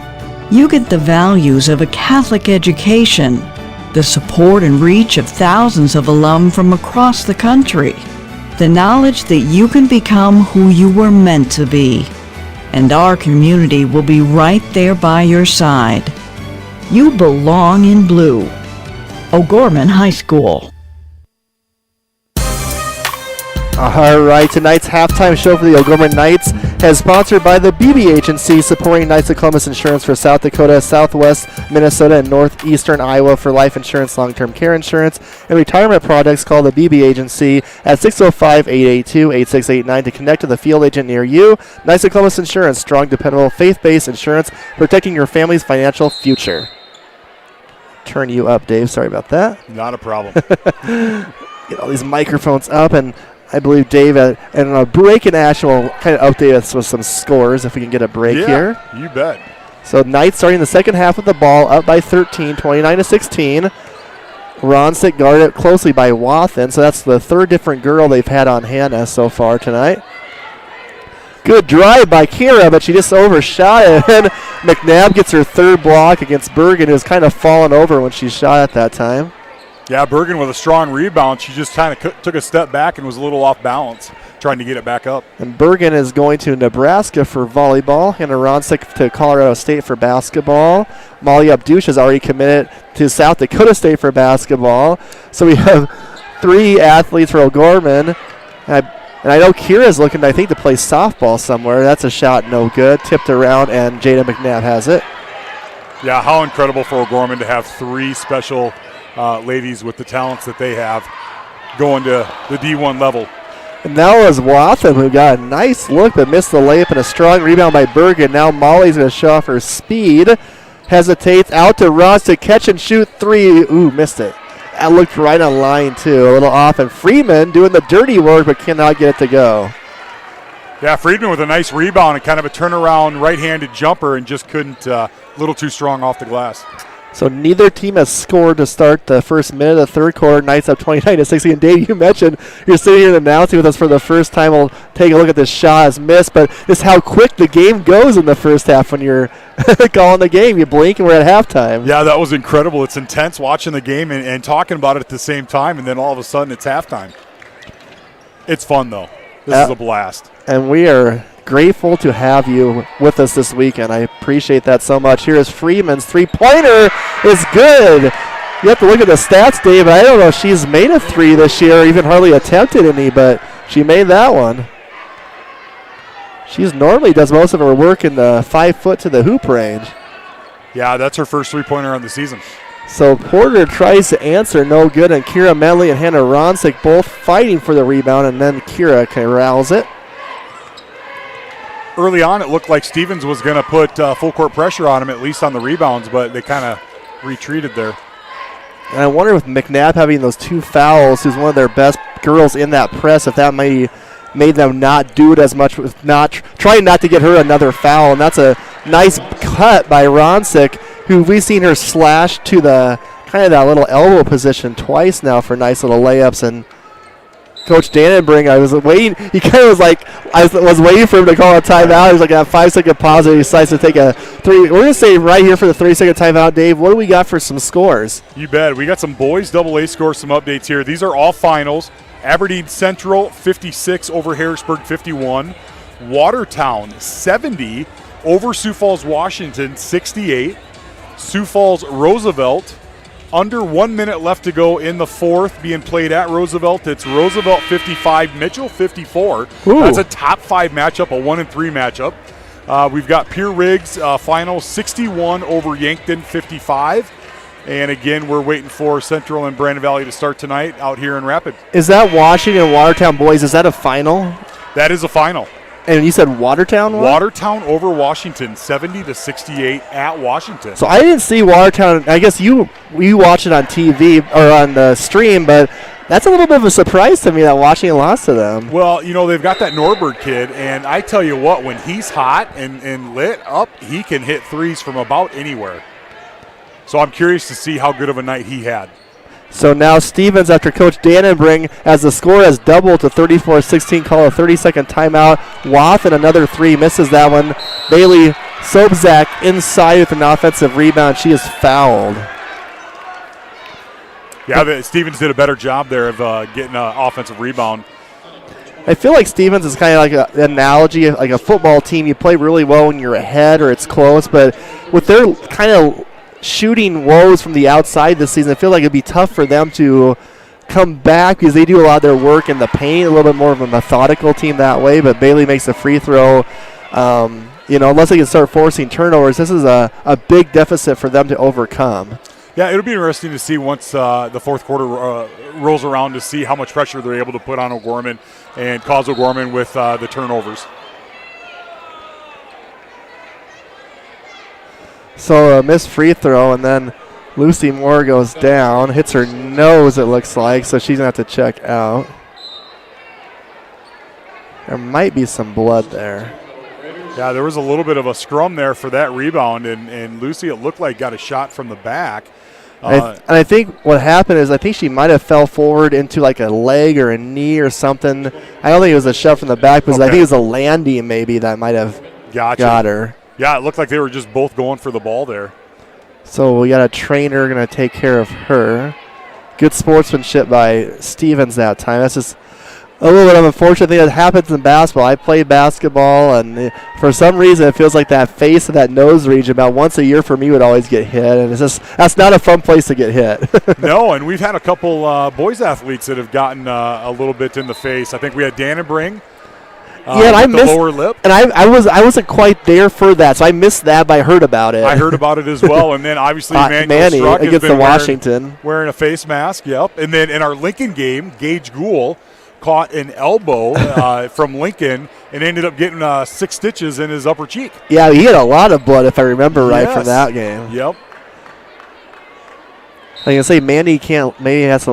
I think his mask would be too big, but he could just lend his mask to Lucy for the rest of this game and get it back for the start of the boys game. So after a little bit of it's a break for, I think, to check the court for blood. Now we're back in action. Knights up 34-17. 5:02 in the third quarter. So we have Riley, Claire Benson in the game for the first time. Hannah Ronsik, Kira Metley. There's a 3 for Ronsik, and she's been on fire tonight. Boy, that was quick. She got that ball and turned around and shot.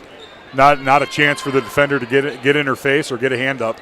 Feels like O'Gorman's kind of took a little bit of Stevens' spirit, if that's the right way to use it. This doesn't feel like they're quite the pep in their step you saw. And the body language, you can – I'm not a doctor, but the body language doctor is not looking great for Stevens, I feel like, right now anyway. Absolutely. You can almost feel they're a little bit deflated here in the end of the third here. Excuse me. So we'll see what happens. 20-point game. Only 17 points for Stevens. They average about 56 a game. So obviously 17 through 2.5 quarters is way below that. A little high-low to Matkins. Really good job by Friedman and Bergen squeezing her against the baseline. Absolutely. And then that pass was intercepted by Metley. Stevens in a pressure man defense a little bit. Oh, I thought Freeman might try another three, but she didn't. She was open. Hannah going down low to Kira Metley. Oh, short, gets it back, misses it. She had 3 defenders on her down low, and she was just a little off balance trying to put that shot up. I think she rushed the second one, too. Here is Delzer. So here's Jaden Mcnabb. She only has 2 points, or has she scored? I don't think McNabb has scored yet, actually. I was just looking at the board right now. She leads them about 13 a game as scoreless. There's a turnover.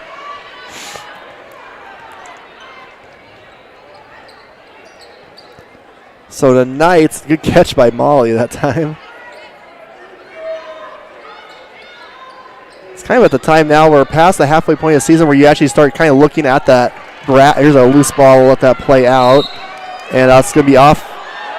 Oh, they're going to call a foul on McNabb, her third. Yeah.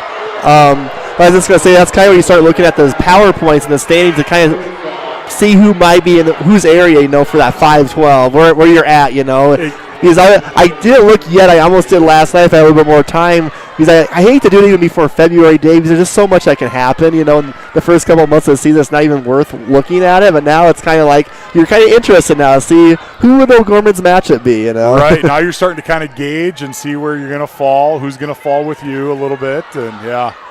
There's a three-pointer by Bergen. If you're kind of the 1 seed, you kind of look who's your 4-5. You're kind of almost anticipating who that second-round game might be type of a thing. So there's another turnover by Stevens. As we got the stats, they had 11 at halftime, so they're adding to that total of turnovers.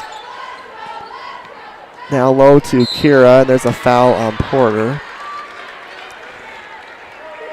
So was it 20, Dave, was it 29-16, I believe, at half, wasn't it? Yes. So we're 8-1 O'Gorman here in the third quarter, so it's been a really rough second and third quarters so far for Stevens. They had 11 points in the first quarter. They've scored 6 points in about the next quarter and a half so far. Yeah. I don't care who you're playing. You're not going to win many AA basketball games doing that. Nice play to Bergen Riley. No, and like you said, body language is a key factor here, and these girls getting up and down the court and setting up their offense, they just look a little deflated. And that's 6 for Bergen. All the starters for O'Gorman have scored, led by Hannah Ronsik's 19, 7 for Molly. Out to McNabb, thought about the three, will get cut off by Bergen, out to Balloon for 3, air balls. And Jaden Matkins is there and is fouled by Kira Metley. 4 for Kira, 6 for Bergen, and 3 for Friedman. That's 3 now on Kira. Stevens doing a better job getting the offensive rebounds, but they're just not able to make the putback. Yeah, that time you got to get a little bit more squared up. Matkins kind of got it, and it's like I feel like some players get so antsy once they get the, instead of just, I'm old school, but get the ball, palm it, square up, and, it's not a race. Right, yep. Yeah, any more these days you're dealing with people that are same height as you and wingspans, and they're knocking the ball out, and you just get in a rush. Unless you're JT Rockford-Leak and you're 7'1" or whatever he is. That's incredible. And he's only 15. That's incredible. Yep. So Matkins makes both free throws. She'll check out. Ella Kiefer is checking in. So now we're seeing a little bit of a... Now they're going to start putting pressure on here. And Molly just breaks that pretty easily. There's a skills competition in high school. I like to see Molly and Jaden McNabb both with the ball and see who can get down the court one way and back the fastest, because they might be the 2 fastest girls in state baseline to baseline. There's Bergen short on the little hook shot. Jill Delzer leaking out. Oh, Jill misses a layup. Good job by Molly kind of getting her line of vision that time.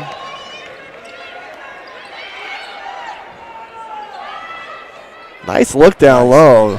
O'Gorman's points in the paint have to be quite a few because they're just different girls, and that's a little bit surprising knowing, Stevens' defense and their size. It's just O'Gorman's been able to pass the ball well and get really good position by those post players.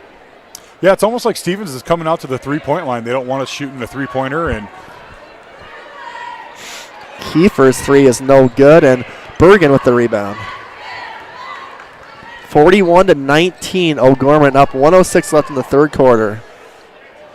And Lucy Moore with a little bit of its gauze or what they have in her nose is back out in the court, which is a good sign. And there's a ball that was tapped around into Freeman, but she misses the little bunny. Use the backboard, Hannah. Here is Jaden Mcnabb coast to coast. And finally, you hear the student section for Stevens like they were asleep for about 2 quarters, finally coming alive, and now a turnover. Delzer with the basket. Yeah, this is what Stevens needed, is a little bit of a wake-up call. They get the basket, and they get a steal, and now a turnover by O'Gorman. And if you're Molly that time, I know it's more on the pass on Bergen, but you just go get the ball. If you're the point guard and you're the primary one, don't chance it, just come get it, Absolutely, yep. Or you got to be a little bit assertive that time. And now Stevens, on a little 4-0 spurt, will be able to, gosh, Dave, if they can get a 3 here, make it a 15-point game, can you imagine the momentum they would kind of have going into that final quarter? Absolutely. Well, and like you said, their student section has erupted here, so maybe a little bit of life is kind of breathed back in here. The preppy-looking student section.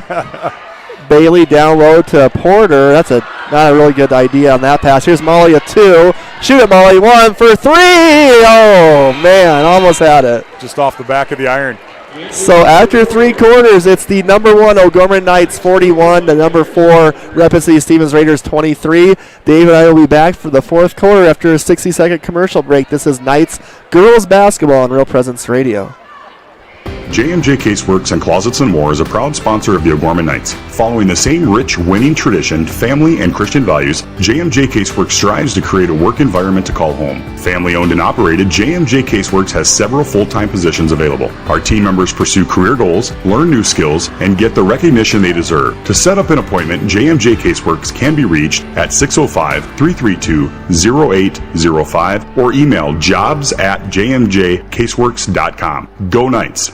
At Guarantee Roofing and Sheet Metal, we are guided by one simple principle. We do what we say we're going to do. We believe in ensuring our customers are happy with the work we deliver. Guarantee Roofing and Sheet Metal was established in Sioux Falls in 1981 and has been involved with installing more than 100 million square feet of commercial roofing across the Midwest. We have worked on businesses including schools, universities, hospitals, churches, and factories. For more information, we can be reached at 605-331-5121 or online at guaranteeroofingsd.com.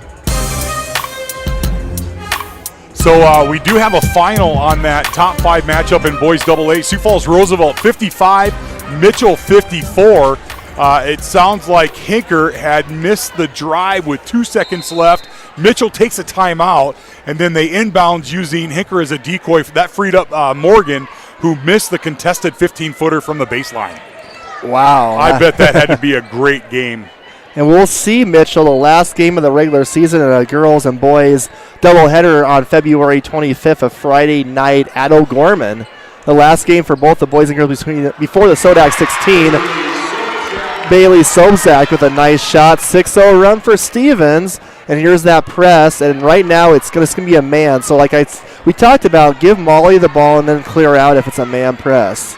Yeah, absolutely. It's going to be interesting to see how aggressive they get here in the 4th quarter. So here is Bergen, Molly, the starters on the court for O'Gorman. Ronsik, nice play, and drills the 3. Those are those set plays coaches love to draw up after timeouts or quarter breaks, and that one is an A+ as Hannah Ronsik with 22 points tonight. Yeah, absolutely. As a coach, you kind of do a little fist pump to yourself when you drop a play like that. It just works to perfection. Yeah, exactly. Well, air ball by Matkins, saved by McNabb. Go ahead, Dave. Yeah, you got to wonder, with Stevens going man-to-man, how it's going to free up our three-point shooters and what type of looks they're going to get going down the line here. So McNabb with 6 on the shot clock, kind of drives in, loses it. And Matkins gets the offensive rebound. And I think here with a surprise, well, I don't have a surprise expression, but a exasperated expression, gets her 4th foul. Yeah, she was a little surprised for sure.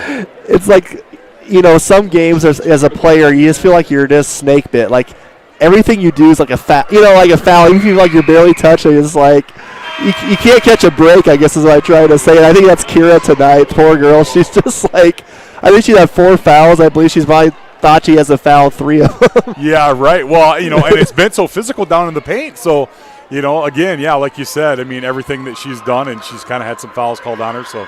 So she'll check out. Lucy Moore is in. Nose for Lucy. That might not feel the best tomorrow morning. Yeah, that's going to be a little rough. So the Knights are up 44-26. Brett Byler and Dave Alpers here with you from Rapid City Stevens High School. Oh, boy. Freeman way out by the half court. We'll get it to Bergen. Might want to get a guard with the ball here, O'Gorman. There we go. When your center is out by the mid-stripe, that's probably not the best place to have her. And the pass wasn't that good. I think the referee might have saved that from being a turnover. Here is Molly driving. Wild shot. Thought she was fouled. Complaining the rest, but Lucy Moore with the offensive rebound putback. Yeah, what a great rebound. Stevens was just a little too far under the rim. They had 3 bodies there, and Lucy came up behind and was able to grab that rebound and put it back.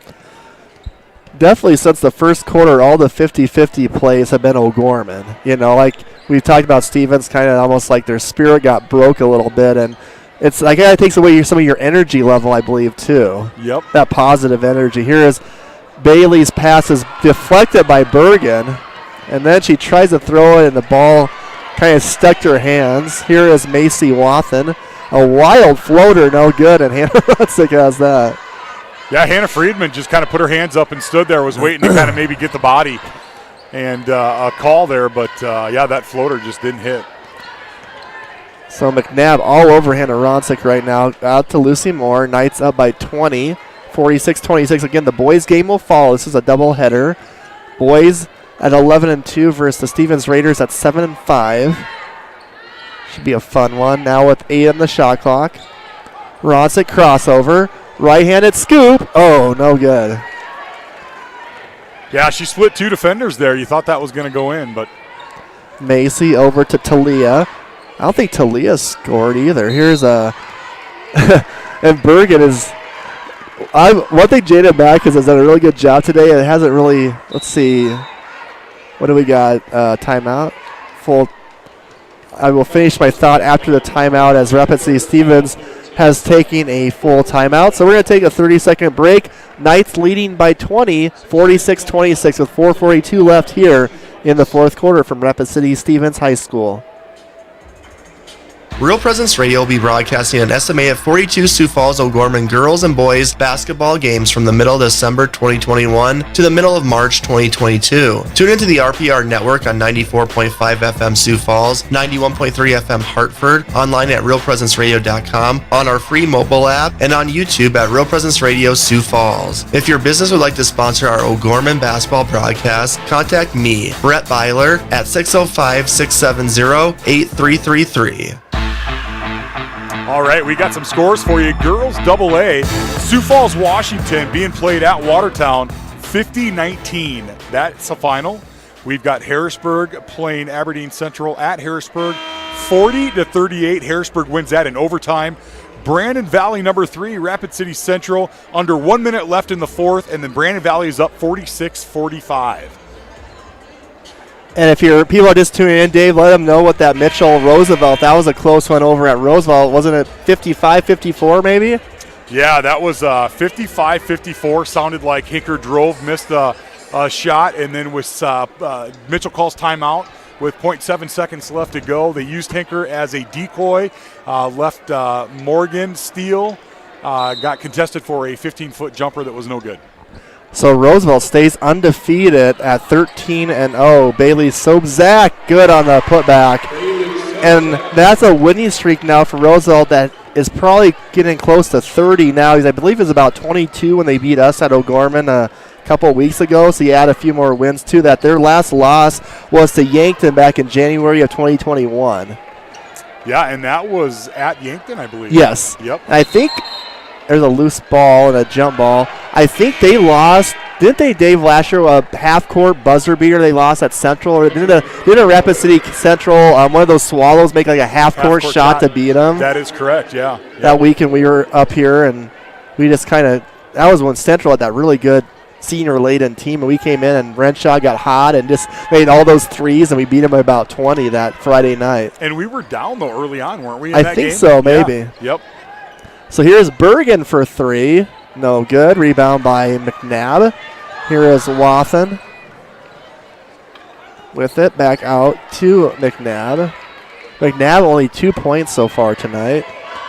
Porter wasn't looking. That pass is stolen by Molly all the way, and she is fouled. Boy, that was a track meet there. Straight to the rim.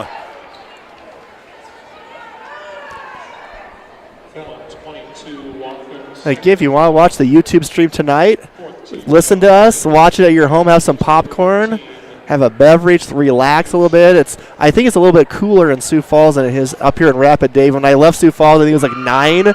I got to Rapid City, it was about 36 or 7 of my car, so I was like, I'm liking this weather. Yeah, I think we stopped at Wall real quick to put some gas in and visit Wall Drug, and yeah, it was crazy getting out of the truck, and it was much warmer. So Molly makes the first, misses the second. We got a loose ball for the rebound and a tackle by Lucy, and is it McNabb, the Stevens girl, I believe? Yep. Yep. So we got was it a foul or a jump ball? I think this, we'll see. Foul on Lucy. Foul number 11, Barnes. First foul, team foul number 5. So Ronsik has 22 to lead the night. She's the only girl in double figures in this game. Molly has 8. Bailey Sobzak leads Stevens with 8. O'Gorman putting full court pressure on here. So dropping back then into this 2-3 zone. I love how they're still, you're up by 19, but you're still competing defensively. There is Watham's 3, no good. Kira Melly, nice box out. Yeah, O'Gorman hasn't let up at all. They still have their foot on the pedal, and they're trying to do everything, the correct way. And here is Ronsik drills the 3. 25 points for Hannah Ronsik. She had 24 against Pierce. She came in the game averaging about 19 a game, and just adding to that total. Colorado State commit going to play for Ryan Williams, who when I was at USD, he was the girls coach at USD, so he's a terrific guy, and I'm sure he's lucky to be able to coach, or excited to coach Hannah. Yeah, such a great pickup. And her sister Emma doing terrific at Creighton. Yes. Is she a junior now? Sophomore, I believe. Sophomore, wow. Down low to Kira. They're going to call a blocking foul on Porter. So the backcourt, the 2 leading scorers, Dave, for Stevens coming in the game was Porter and McNabb, averaging about 25 combined per game. They have 2 total points between them tonight, and they're going to check out. So the starters for Stevens are coming out with about 2:32. Knights 50, Stevens 30. Kind of throw in the old white towel, so to speak, if both teams now getting all subs out there. It's always great in a game like this to recognize this and be able to get your other varsity players in and give them a chance to get up and down the court. So the Knights of the turnover. So Stevens, so we have 5 new players for both squads. Brittany Jones is in for Stevens. Ella Kiefer. Number 20 is Isabelle Higgins. Megan Balloon is also in. She's played already tonight. And there's a miss that time by Higgins.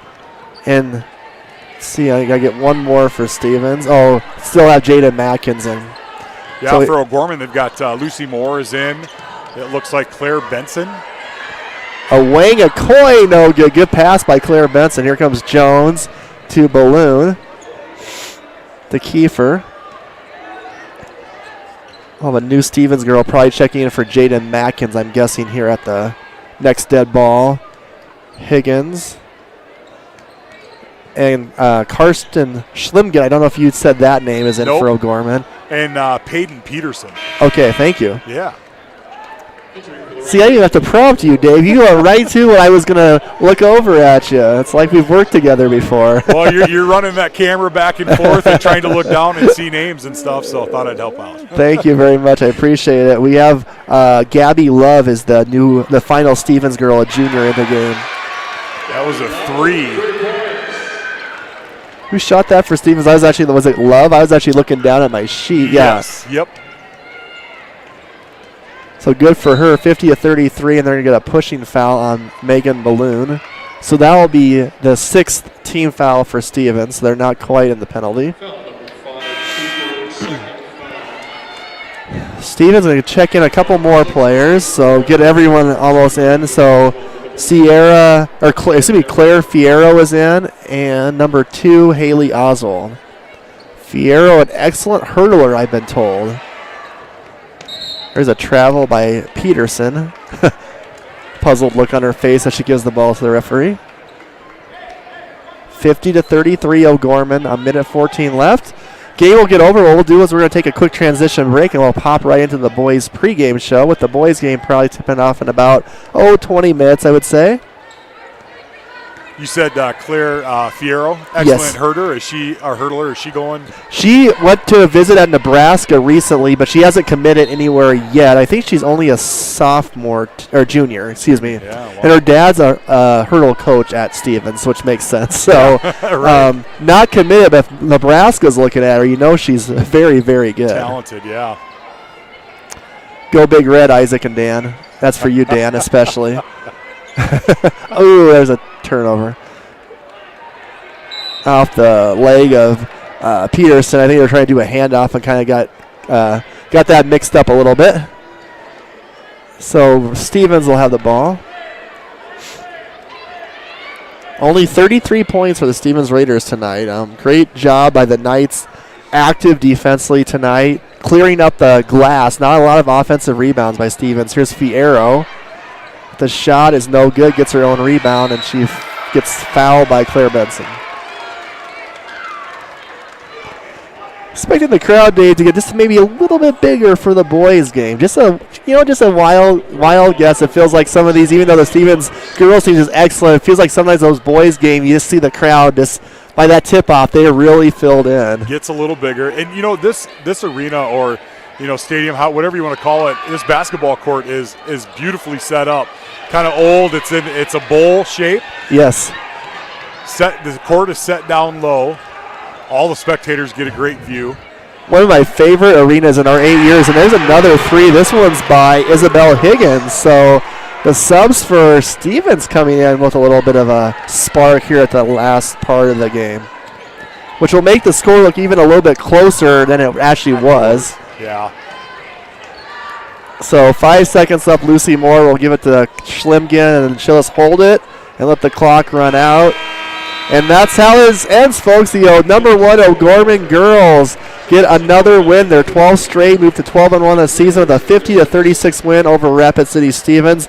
The Raiders fall to 11-2 on the season. Their 8-game win streak is snapped. Hannah Ronsik leading the way for the Knights at 24. 8 points for Bailey Sobsack. Dave and I are going to take a quick break. Come back for the Knights boys basketball pregame show. That's coming up next after the break. Did you know you can listen to the RPR network when you're on the go? Just search for Real Presence Radio in your app store. Listen live to any station across the network at any time, so you can stay connected to your local community from wherever you are. Plus, if you miss a program, the Real Presence Radio app is your one-stop shop for local and national podcasts, including our signature show, Real Presence Live. The Real Presence Radio app, with you every step of your faith journey. Download it today and see what you've been missing. Upon graduation from O'Gorman High School, you will receive far more than a diploma. You get the values of a Catholic education, and our community will be right there by your side. You belong in blue. O'Gorman High School. You're listening to a special presentation from the Real Presence Radio Network.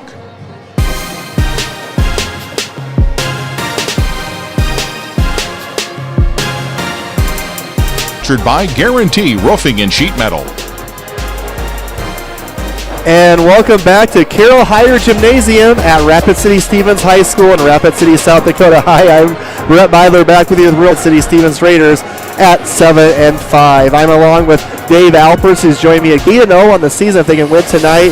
They're coming off a 55-49 hard-fought home win over Pierre last Friday night, led by David Alpers, 18 points and 14 rebounds.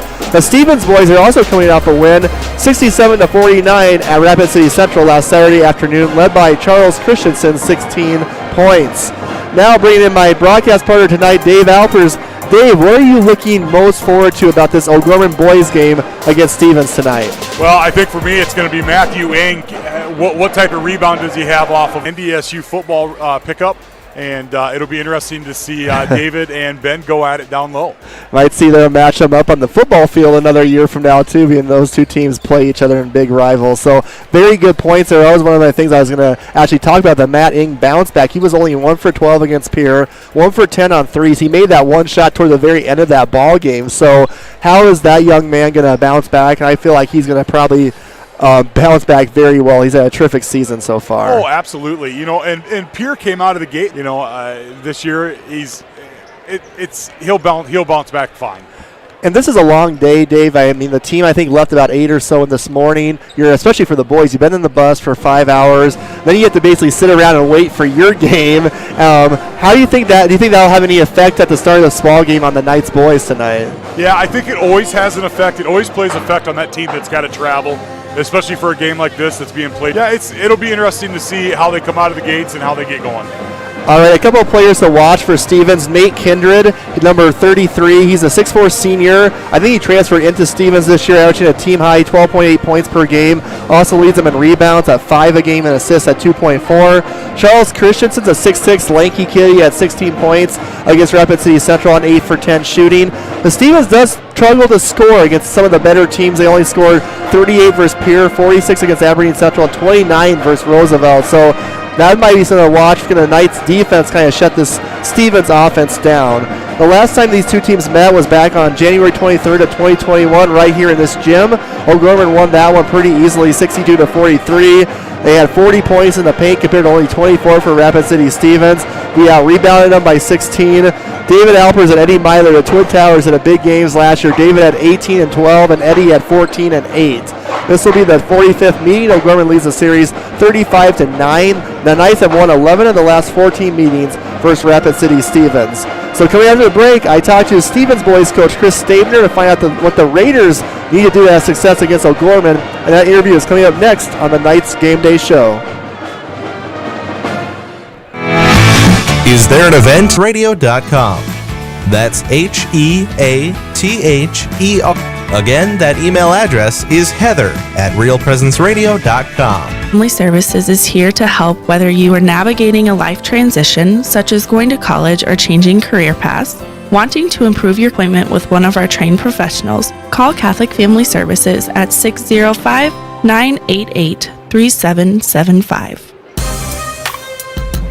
Welcome back to the Guarantee Roofing and Sheet Metal Knights Game Day Show. I'm now joined by Rapid City Stevens boys basketball coach Chris Stabner. Coach, your boys won at Rapid City Central 67-49 last Friday night. What were the biggest reasons your team was able to get an 18-point road win? Offensively, number one, took care of the ball, valued our possessions, and then, we shot at a high percentage. Kind of been our story all year is we've been taking a lot of difficult shots, so our shoot percentage is not where it needed to be, and I thought, last weekend we really focused on getting easier shots. In turn, shot over 50%, which for an animal, O'Gorman they're relentless on the offensive glass, so we were really going to have to keep them off the glass in order for us to compete.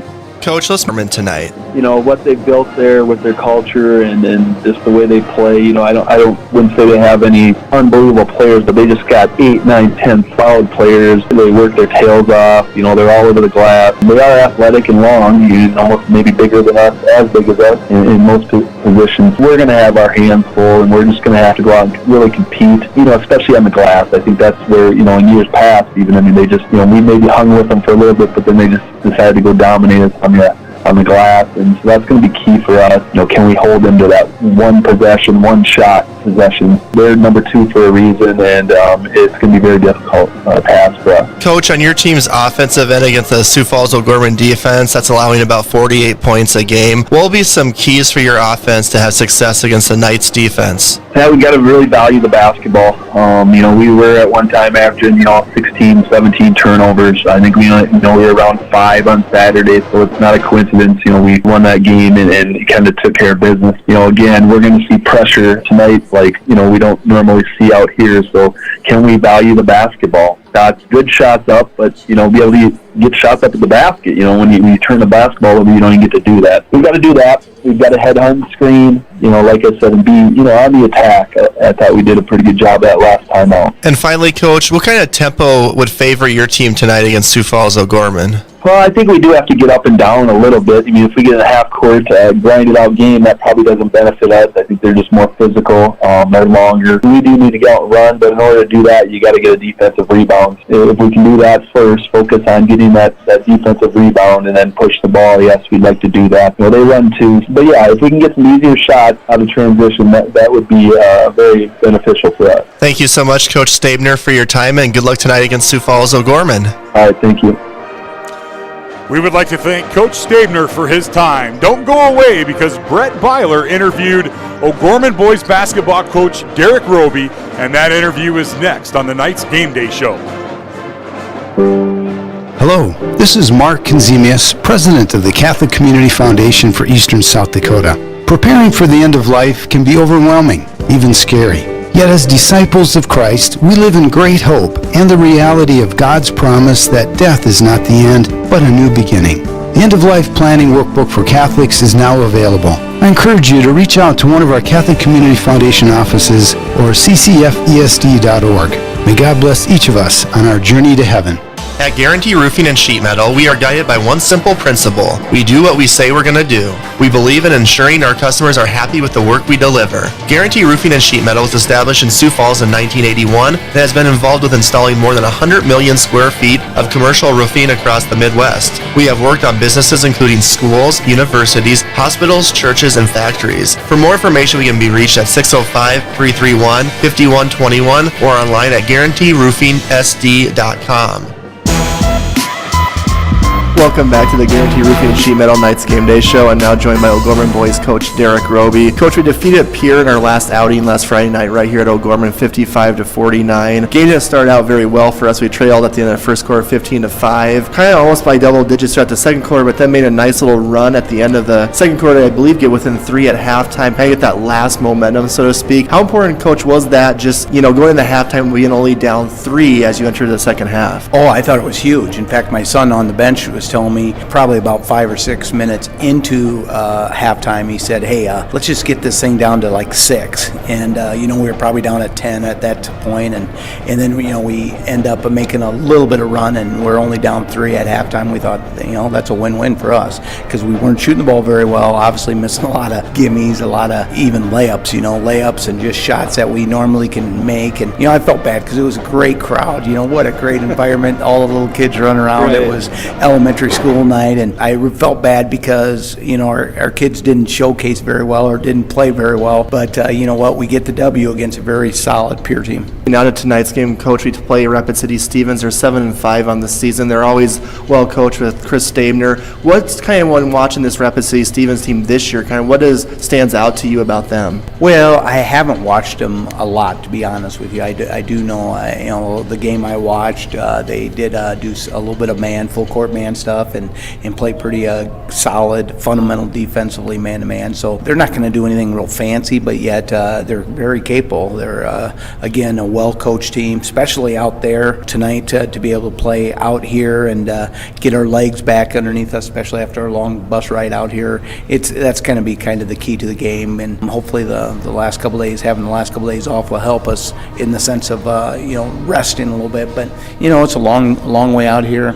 The kids are already getting settled in the motel, and then we have a pre-game meal, and we come here, and you just hope that they're ready to play. Specifically, finally, Coach, offensively, what are some things you would like to see improved upon tonight against Rapid City Stevens? Well, I think we have to just do a overall better job of passing and moving. I know that sounds crazy, but to me, we're passing to Matt Eng, we're watching him shoot it, and if he goes in, we're in great shape. If not, we're hoping David goes to the boards. But we just have to do a better job. I think, throughout the week, I've been telling our guys when we're running our motion, and for people listening, generally speaking, your motion is, you have some rules to it. Certain players have to do certain things, become screeners or whatnot, but it's almost like a freelance. There is no direct pattern. So when we run our motion, we just have to get better, and we've been working on throughout the week. This week, I've been telling the guys, I said, now look at the personnel on the floor, and how can you make them become more successful with. All right, we want to thank Coach Derek Roby for his time, as always. Now it's time for our keys to victory for Sioux Falls O'Gorman. I'm going to do the first three and send it to my partner, Dave, for the last two. Get off to a good start. Long bus trip, long day. Don't let Stevens get out to an early lead and get their big crowd into the game. Rebounding, we got out-rebounded we out-rebounded them actually 34-18 last year. Dave had 14 rebounds in that one against Pierre. So we should hopefully be able to out-rebound them and limit our turnovers. We're actually about 14.5 turnovers the last two ball games. Yeah, and also, control the paint. We outscored Stevens 40-24 in the paint last season. Alpers had 18 points and 12 rebounds. We need to get Matt Eng back on track. Matt was 1 for 12 shooting versus Pierre last Friday night and 1 for 10 on threes. The keys to victory for the Sioux Falls O'Gorman Knights has been brought to you by Closets & More, a locally owned company providing custom designed closets and storage solutions. Closets & More can be reached at 605-334-5135 or online at closetsandmoresd.com. All right, thanks, Dave. Who is your pick to click tonight for the boys? We talked about this earlier, and I have to go with David. I think he had such a great game against Pierre. I'm hoping that's the start of what we're going to see down the line from him. So I'm going to go with David Alpers III. I'm going to go with Matt Eng to have a bounce-back game. Matt is my pick to click tonight. I think he'll be about 20 points for the Knights tonight. So tonight, Sioux Falls O'Gorman Knights Game Day show has been brought to you by Guarantee Roofing and Sheet Metal. Guarantee Roofing and Sheet Metal was established in Sioux Falls in 1981 and has been involved with installing more than 100 million square feet of commercial roofing across the Midwest. For more information, you can be reached at 605-331-5121 or online at guaranteeroofingsd.com. Coming up next is the Knights Tip-Off Show, and that's coming up after the break. Need repairs on gas pumps, tanks, and air compressors? Sioux Equipment Company can help. They serve Sioux Falls and the surrounding areas. Sioux Equipment Company also offers services for lifts, signs, decals, and tank truck equipment. Sioux Equipment Company at 605-334-1653 is a supporter of O'Gorman Knights athletics and activities. J&J Caseworks and Closets & More is a proud sponsor of the O'Gorman Knights. Following the same rich, winning tradition, family, and Christian values, J&J Caseworks strives to create a work environment to call home. Family-owned and operated, J&J Caseworks can be reached at 605-332-0805 or email jobs@jmjcaseworks.com. Go Knights!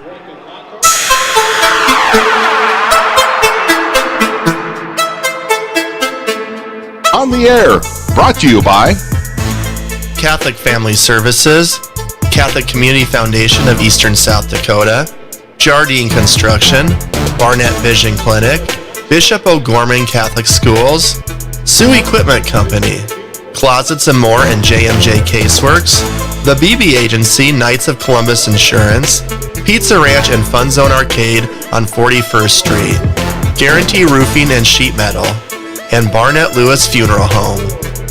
Tip-off to tonight's game is just moments away. With all the exciting action of O'Gorman Knights basketball, let's go to the gym. All right, welcome back. Now it's time for our starting lineups for the O'Gorman boys, recorded by the boys themselves. Enjoy.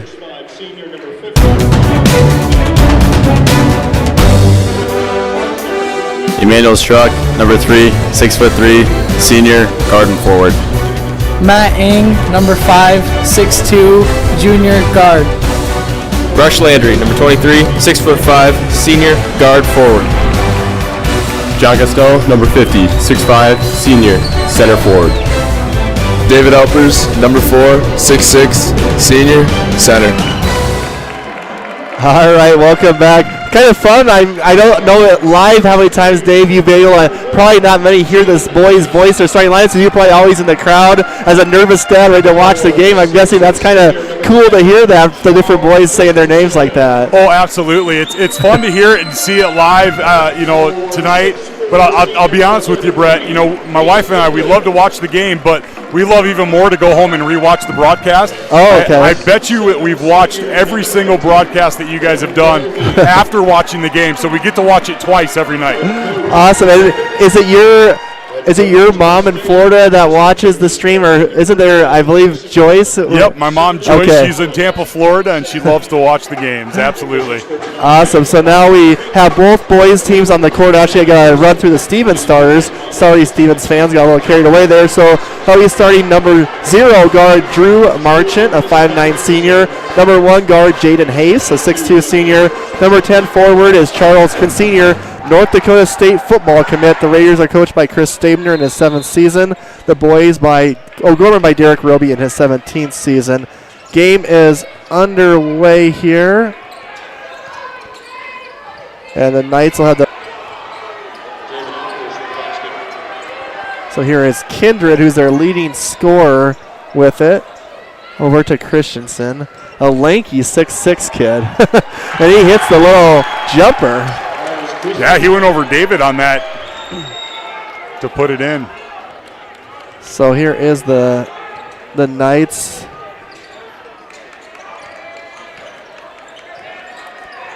Now a nice move by David Alpers, and he gets the and one as Ben Goldie got him on the wrist. That was a kind of a quick baseline spin by Dave. On Goldie. Oh, okay.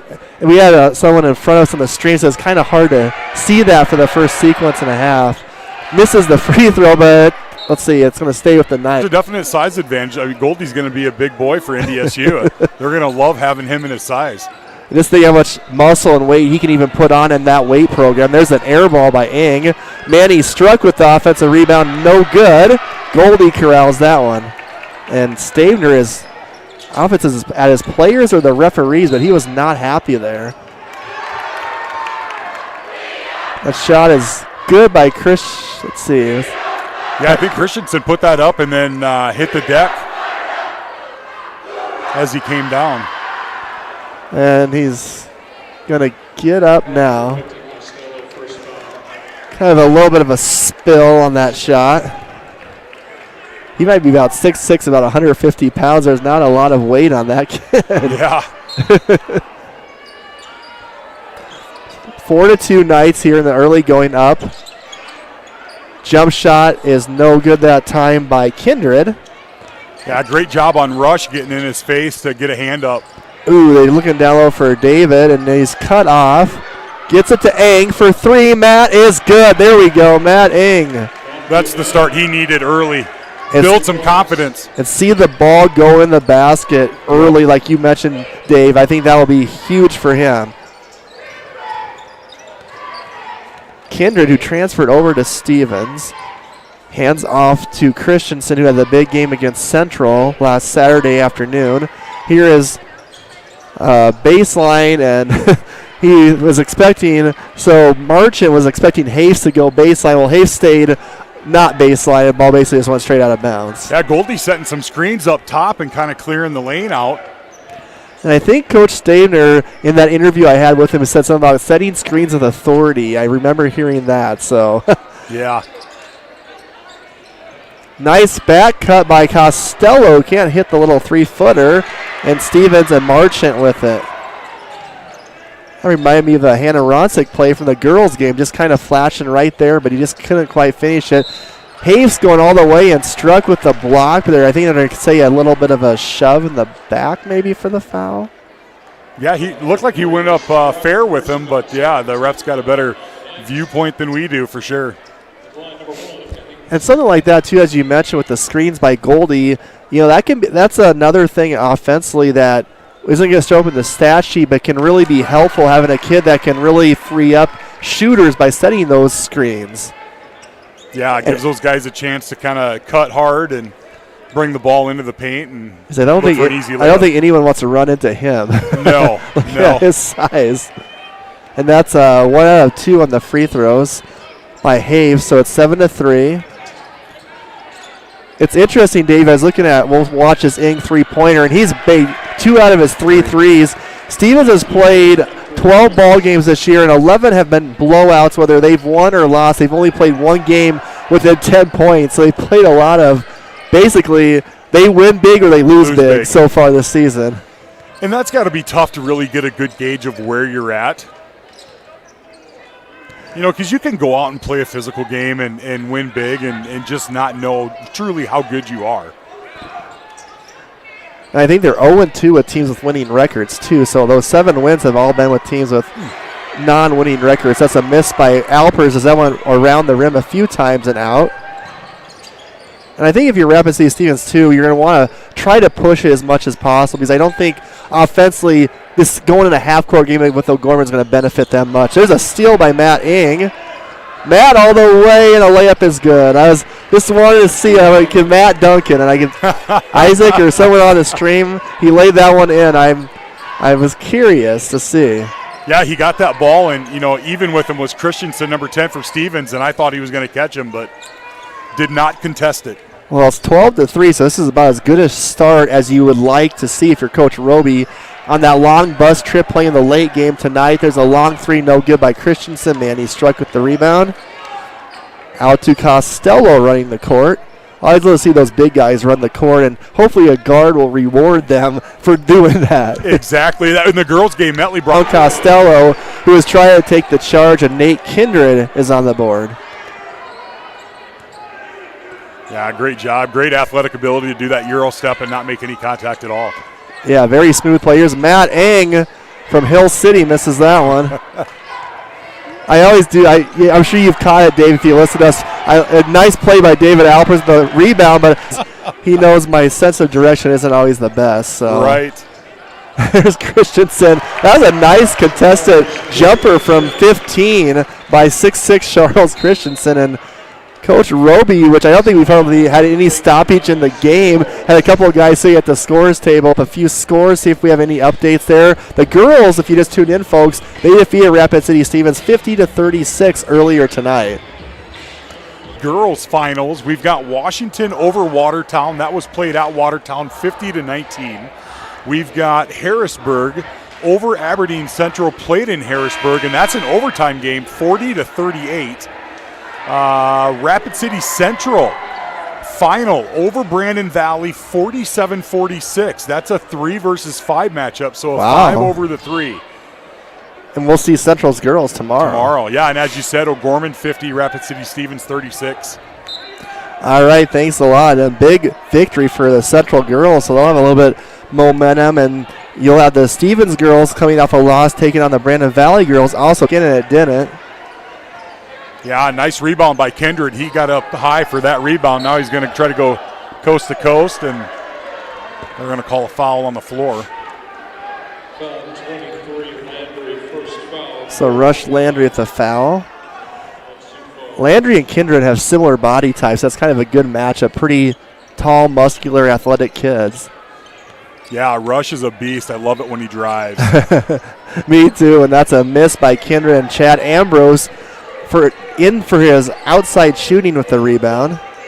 Yeah, Ambrose is another great player that can light a spark for our offense at any time from the three-point range. We got to get back. Aing missed a 3, did not get back, and here is Hayes all the way. Oh, and Christensen almost dunked it on the follow-up, and then we got a foul. Yeah, nice job by Rush to get that ball. And then he was fouled trying to get the ball back up the court. That's one of those things as Roby kind of was glaring at Matt as he checked out. He basically watched his shot short, and his guy went right up or leaked out there. Yep. So we got Trey Heckerleibel in the game for the first time.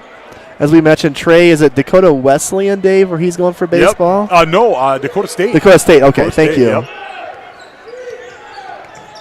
So congratulations to him. Here's Emmanuel Struck with it. Ambrose way outside is good. Chad Ambrose, no head ball on the floor. You got to get up in the body. Yep. Here is Kindred's fadeaway is smooth right over Costello. Yeah, Ambrose is he's dangerous in the paint. He's got great little bunnies he can put up, or he can shoot a three from almost anywhere. I think I just read Stabner's lips. Make him put the ball on the floor, he was yelling. There's Costello, no good on the hook shot.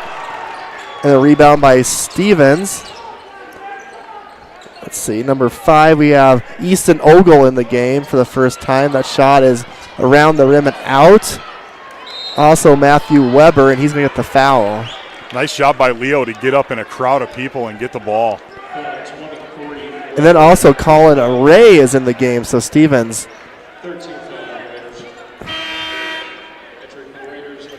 And bring back in Haves. Is that Kindred that went out then? Yep. So where will the offense for Stevens come from, I wonder, here in the last minute 14 as they trail 17-9 as their leading scorer, Kindred, checks out. And we got a legal screen, I believe, Dave, on Alpers on Ambrose. On Ambrose, yep. I didn't see it.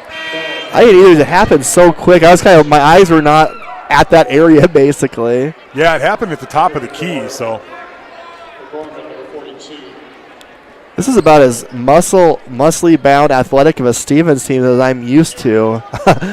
Yeah, I mean, as I've seen, I guess is the better words in our 8 years. They got a lot of good-looking athletes just out there. Absolutely, yeah. When we said that as they came out on the court to warm up.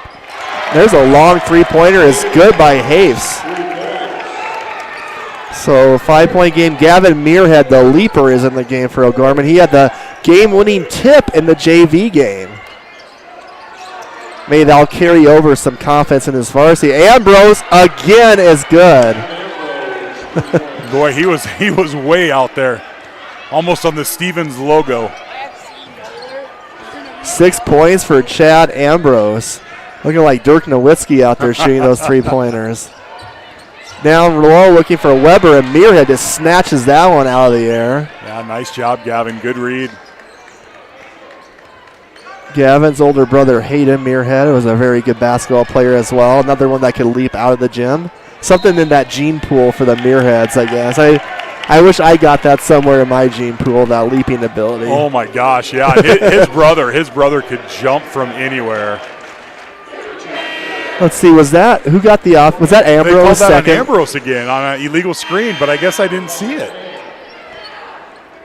And we got called, was it the Pier game where he got called, or was it a Roosevelt game, I think, is where he got called? Matt got called for a couple of those illegal screens. Yes. Alpers rebounds it, and that is how the first quarter will end. So after one quarter, the Knights 20, the Stevens Raiders 12. We'll be back.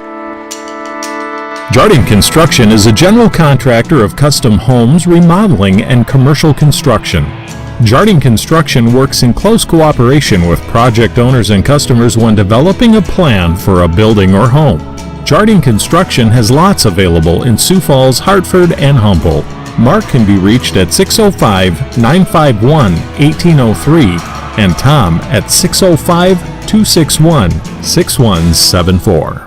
Barnett Vision Clinic in Sioux Falls offers comprehensive eye exams to assess their patients' eye health, including students and young athletes. At Barnett Vision Clinic, we offer a variety of glasses, contacts, and sunglasses to fit our patients' needs, including brands such as Oakley, Ray-Ban, Nike, Kate Spade, and Nano Vista glasses for kids. Dr. James Barnett is a proud O'Gorman alumni and St. Michael's parishioner. To schedule an appointment, we can be reached at 605-335-7757 or online at barnettvisionclinic.com.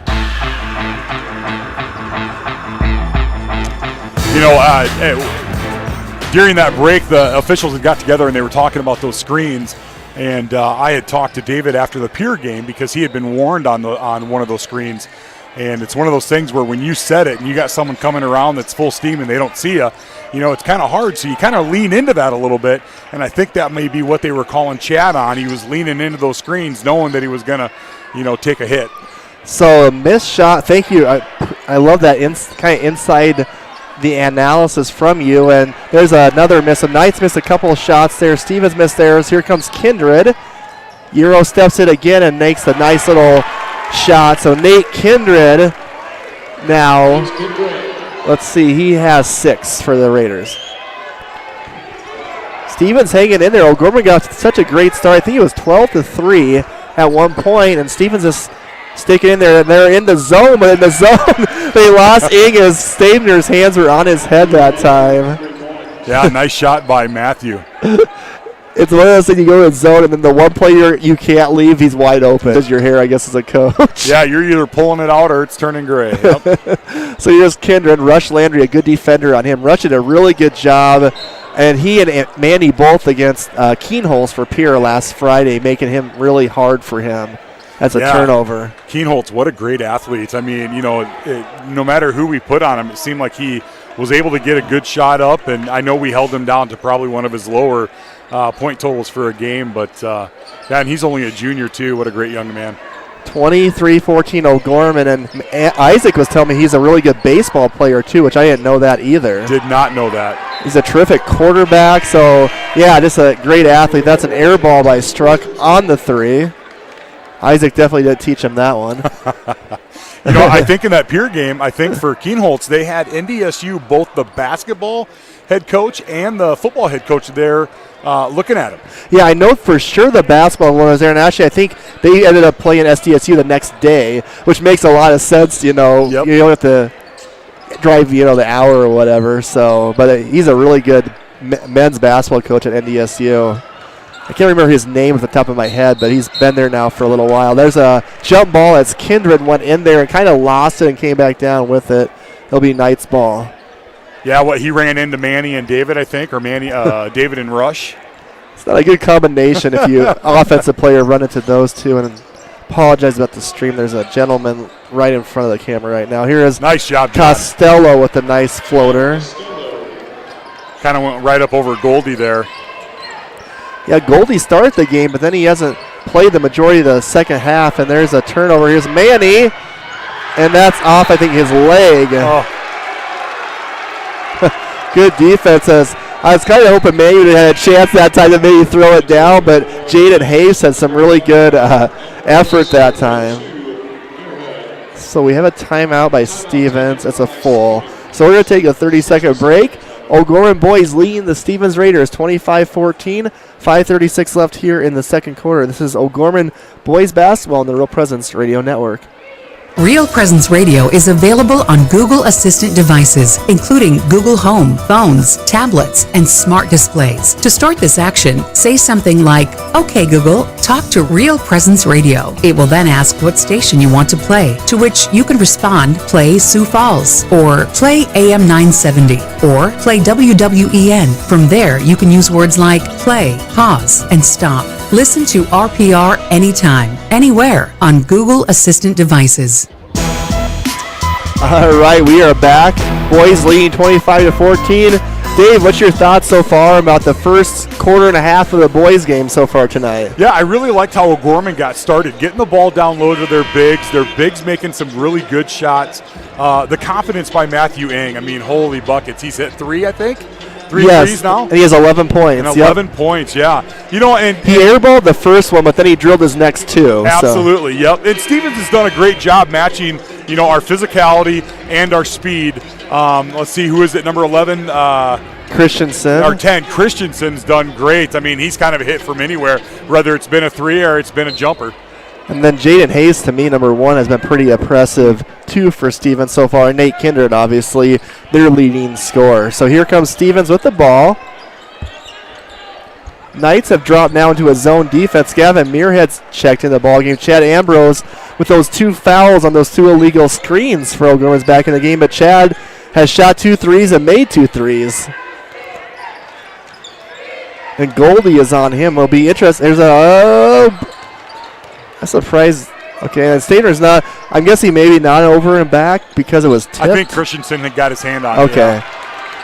And there's a miss by Muirhead. That's probably a little bit out of Gavin's range, that 3-pointer. Yeah. Kindred with the rebound there. He's going to go baseline, and nice play as he went around. Rush might have even got fouled, no call, and he made the nice little contested lay-in.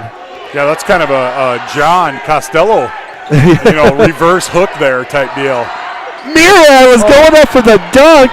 The ball knocked out of his hands, but he still made the shot, and Kindred with the foul.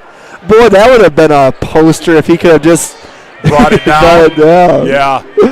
No fear from Gavin Muirhead. He has a chance for the old-fashioned and one.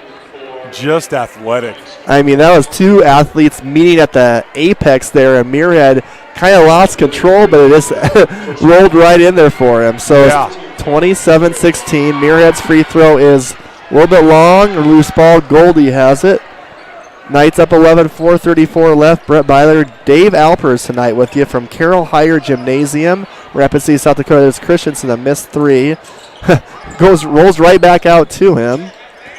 I think Muirhead got hurt on that last play. He was holding his left knee at the free throw line, and he's kind of limping just a little bit here as he slides back and forth on his guy. I think one of those JV games, Dave, a few games ago, he hurt that knee, so I wonder if that's just a little bit of a flare-up from that.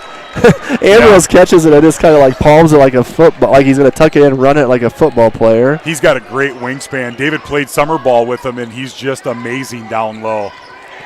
Here is David against Goldie, the two football commits, and David Alpers gets the best of Goldie, going over his left shoulder using the left hand for a beautiful shot, and he'll have a chance for a three-point play. It's amazing to watch big guys spin. When they spin down low, whether it's on the football field or on the basketball court, it is truly amazing to watch these guys spin. So that's 8 points now for Alpers. That's Goldie's second foul, and he will check out. The referee is okay, there he is. David missed the free throw. Leo Huners fighting with Kindred. It's off Leo Huners. I was just going to say, when Goldie is out there guarding Ambrose, a possession or two by the three-point line, I'm thinking to myself, how many times this year has Goldie had to go out and guard someone at the three-point line? I would have been running a special, for Ambrose that previous possession before he got switched off on David, because you can't imagine he'd be very comfortable guarding someone out there. Exactly. I mean, he's a big guy, 6'7", probably goes, 230, 240. Just a big guy, but still. I think you're going generous on the 230, 240. I'd say 270, 280 maybe. Yeah, that very well could be. If he fasted for Lent, maybe. Here's the Raiders now, 6 in the shot clock. They got to get something going. Here's Kindred's jumper, no good. David had it, lost it, and Christensen. I'm going to get Christensen for a delay of game, maybe? It's going to be a warning, I bet. Kind of went in, and then he kind of just hit the ball again, which I'm guessing you're not allowed to do or shouldn't be allowed to do. Right. So Stevens have just kind of been hanging in that, 8 to 11 point range here pretty much since the start of the game. So Knights have had a solid lead, but have never been able to push it much farther than, say, 12. Nice crossover by Rush. Ooh, no good. Yeah, Stevens has really matched their physicality here lately. The last couple minutes getting up and down the court and really pushing O'Gorman. There is Marchant over to Christensen there. Around the perimeter now, and Haves to Kindred. Thought about the three, steps back two, and has a nice shot by Nate Kindred. Yeah, he's got a beautiful quick release there. 10 points for Kindred to lead the Raiders. He's averaging about 13 a game. After watching him, I feel like he should be averaging more than that. He's a really good offensive player, and don't know about that when David gets called for the travel, as he's kind of had two Raiders on him, and oh boy. So 29 to 20. Felt like he wasn't able to try to. So a couple Knights in the game now. Let's see, Ambrose and checks out. Struck Costello's back in. Costello back in. Thank you. Yep.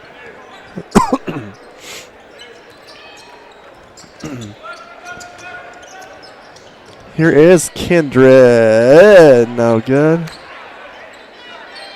Yeah, geez, what a beautiful one-handed floater there. It just didn't fall in for him. What was the game, Dave, where Costello went crazy and scored all those points? It was Costello with Lincoln, right? Yes, okay, yes. 21? Yes.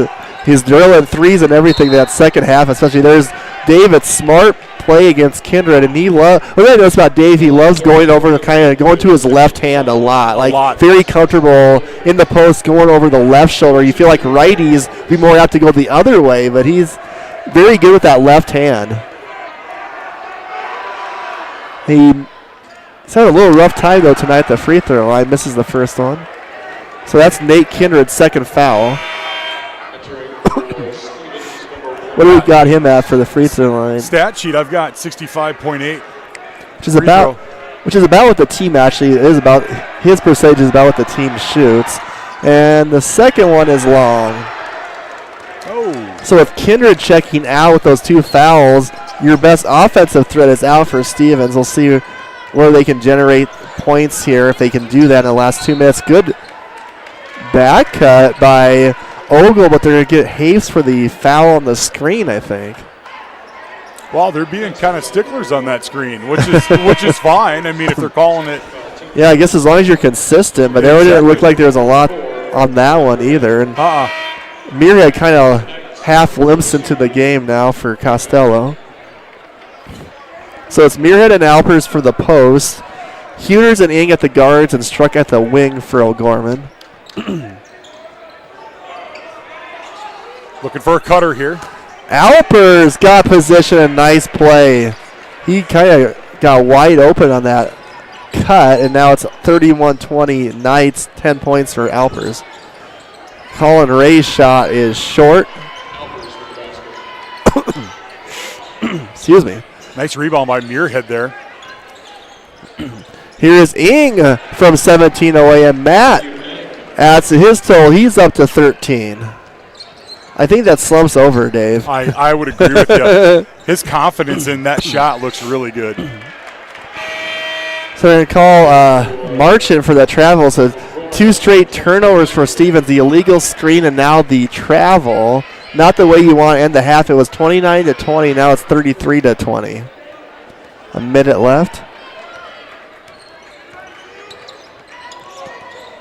The defender fell down that time. Down low, Alpers from Struck. Really good pass by Manny. And David fighting for it. And they're going to call him for the offensive foul, maybe? Wow. Really? Roby is staring the ref down after that one. First foul on David. I thought they were going to call the foul on the Stevens guy. Was going to be an and one. Right. But they're going to say he kind of must have lodged the guy out of there. That's the only thing I can think of on the missed shot rebound opportunity. So yeah.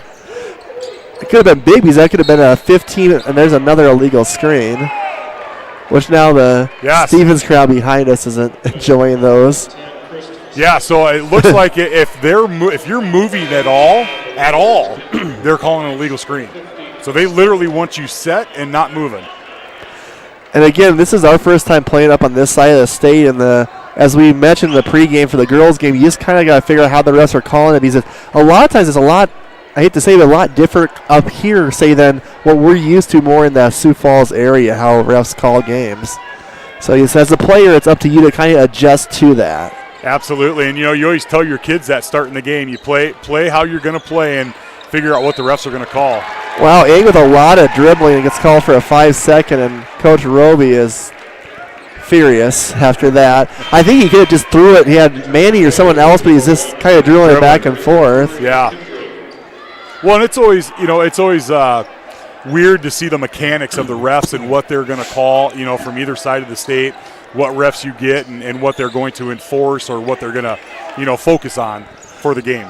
Right, absolutely. And a lot of times in our Sioux Falls area, you get the same refs numerous times, so you kind of have a feel as a player, okay, this ref calls it tight, this doesn't. Here's Struck now, 2 seconds. Manny for 3 at the buzzer. Oh, boy. Just a little bit to the right. I thought that was going to be a lot closer to end up being. So at halftime, it's the O'Gorman Knights 33, the Rapid City Stevens Raiders 20, and boys AA basketball action. We're going to take a break, come back for the Knights of Columbus Insurance Field Agents, Jeff Gillen and Phil Carlson halftime show coming up after the break.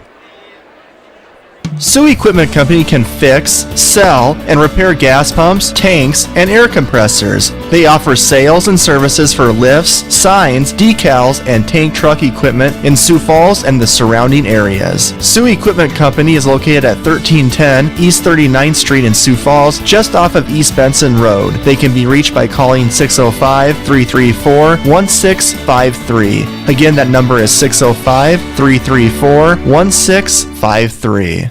Pre-planning insurance solutions such as disability income, long-term care, both term and whole life, annuities, retirement, and estate planning services. Join the Knights of Columbus today at kfc.org/join us for access to all these insurance services. Call the BBA. Pizza Ranch and Fun Zone Arcade on 41st Street in Sioux Falls offers a daily buffet featuring a variety of pizza choices, salad bar, and chicken. Pizza Ranch has a spacious dining room as well as 8 party rooms that fit different group sizes. Their online menu provides another option for their customers to order from. Pizza Ranch is located across from O'Gorman High School on 41st Street and can be contacted by calling 271-8646. Pizza Ranch is a strong supporter of O'Gorman Knights athletics and activities.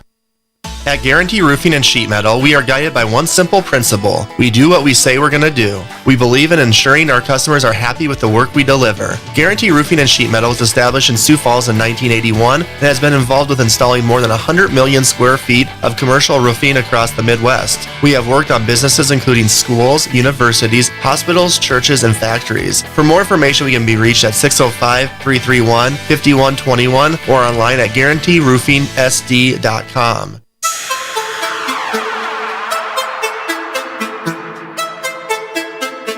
From the Real Presence Radio Network, welcome to the O'Gorman Knights Halftime Show. Brought to you by your Knights of Columbus field agents for the Sioux Falls area, Jeff Gillen and Phil Carlson. All right, folks, welcome back to Carroll Higher Gymnasium on the campus of Rapid City Stevens High School. We have a lot of Stevens student athletes, I think, being recognized here on the court. And one thing we talked about, Dave, to start the ball game is this has been a kind of a long day for the boys. You've been on the bus since I think 8 in the morning. You drive up and then you have to sit in a hotel. You come here, you eat, you wait a while. How are they going to start the game off? They started off 12-3, led by Matt Inc. He had 2 big threes right away. I thought just a really good way for O'Gorman to kind of come out of the gates here at a packed house at Rapid City Stevens. Yeah, as a coach, you sit on the bus all day and you're the late game, you're the last game. You're kind of worried about legs.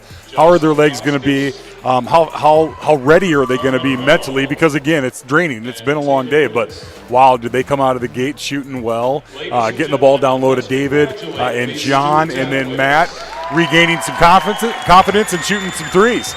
And then you see a guy like Chad Ambrose come off the bench and drill 2 threes too. That has to be something really good for Coach Roby, because you never know as you get close to the state tournament time with foul trouble or injuries or sicknesses. You want to be able to try at least count on, say, 8 to 10 players every game. Like you're in a state tournament and all of a sudden David gets 2 fouls. Oh, well, I can bring Chad in, I'll be okay.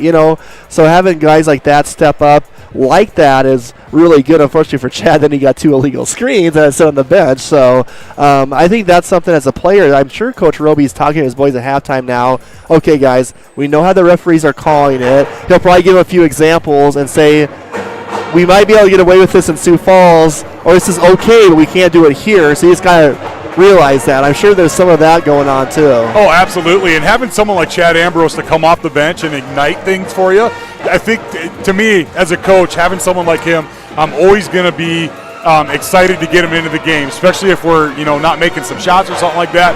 You got Chad who can do it down low and who can hit the 3. I also like Leo. Yeah, Leo off the bench. His defense is amazing. I was just going to say he is terrific defense. He gets so many deflections and such a.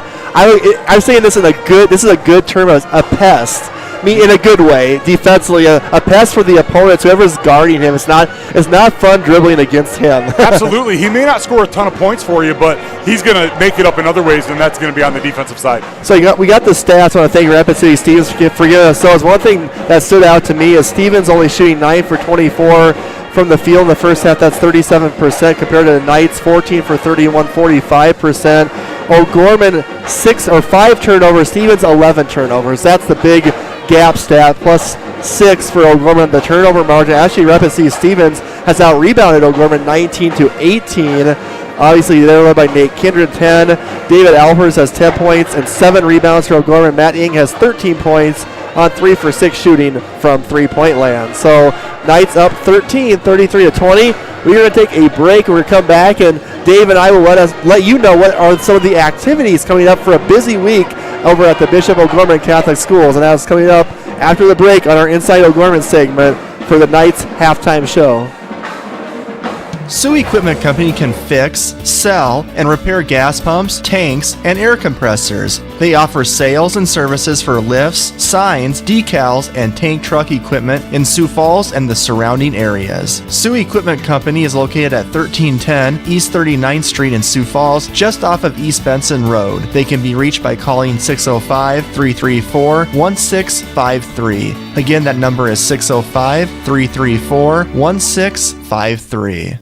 Pre-planning a funeral is a wonderful gift for families. I'm David Lewis of Barnett Lewis Funeral Home, a family-owned and operated service to the community. Our goal is to make arrangements with families comfortable when they decide what their wishes are for funeral services. I will listen to all needs and offer choices for funeral arrangements and make sure all questions are answered. Barnett Lewis Funeral Home can be contacted at 336-0707 or by going to barnettlewis.com. All right, coming up Saturday, February 5th, debate at Yankton. State 1 Act, Rushmore Plaza Civic Center in Rapid City. 9 a.m. wrestling at Yankton. 12:30 Mountain Time girls basketball at Rapid City Central. We will have that broadcast that game. 2 p.m. Mountain Time boys basketball. That'll be following the girls basketball game at Rapid City Central. We'll also have that game for you. Monday, February 7th, 7 p.m. junior high band and orchestra in the Lorraine Theater. All right. Well, thank you so much, Dave. A lot going on for O'Gorman, and kind of look at what we got for folks next week to just quick look at. So the boys, we'll have the boys game on Tuesday against Lincoln. Actually, the girls play. I hate that when it happens when the boys and girls play at the same time, different locations. So we'll have the boys game on Tuesday night. Isaac and Dan, I believe, both should be back for that one. And then Thursday, the girls will be at Sioux City East. I'll actually be doing that one with Dan. We're at the scorers table for that one. And then on Friday, Dave, that's the big doubleheader against Washington. I'm looking forward to those two games. Yeah, that's going to be interesting. Another, top matchup. Even though Washington is not rated, they've had some, I guess you could say, some slip-ups in their schedule, some losses maybe that they shouldn't have had. But I tell you what, when you've got a crosstown rival like Lincoln, like Washington, and like Roosevelt, doesn't matter what your record is, you better come prepared because everyone's always tough to play. All right, thanks a lot. So Inside O'Gorman has been brought to you by the Bishop O'Gorman Catholic Schools. Our 6 elementary schools, junior high and high school exemplify gospel values, strong student achievement, and community service. Our schools try to have excellence where it counts in faith and academics in our community and in the opportunities offered to our students. Visit ognights.org to schedule a tour. We're going to take a break, come back for the start of the second half from Rapid City Stevens High School Knights boys basketball here on Real Presence Radio Network.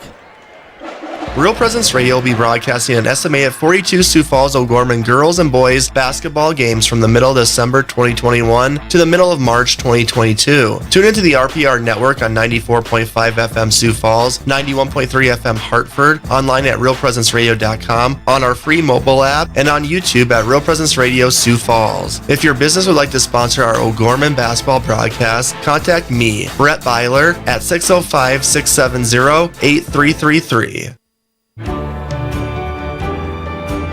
Upon graduation from O'Gorman High School, you will receive far more than a diploma. You get the values of a Catholic education, the support and reach of thousands of alum from across the country, the knowledge that you can become who you were meant to be, and our community will be right there by your side. You belong in blue. O'Gorman High School. All right, welcome back to Rapid City Stevens High School. The Knights halftime show has been brought to you by the BB Agency, supporting Knights of Columbus Insurance for South Dakota, Southwest Minnesota, and Northeastern Iowa.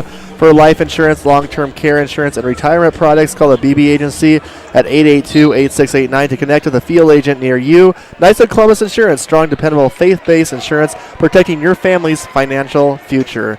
Thank you for tuning in. I'm Brett Byler with Dave Alpers. Started the second half from Rapid City Stevens High School, and that's a missed three by Marchant. Man, he struck with the rebound. If you're listening on the radio dial, it's 94.5, 91.3 FM.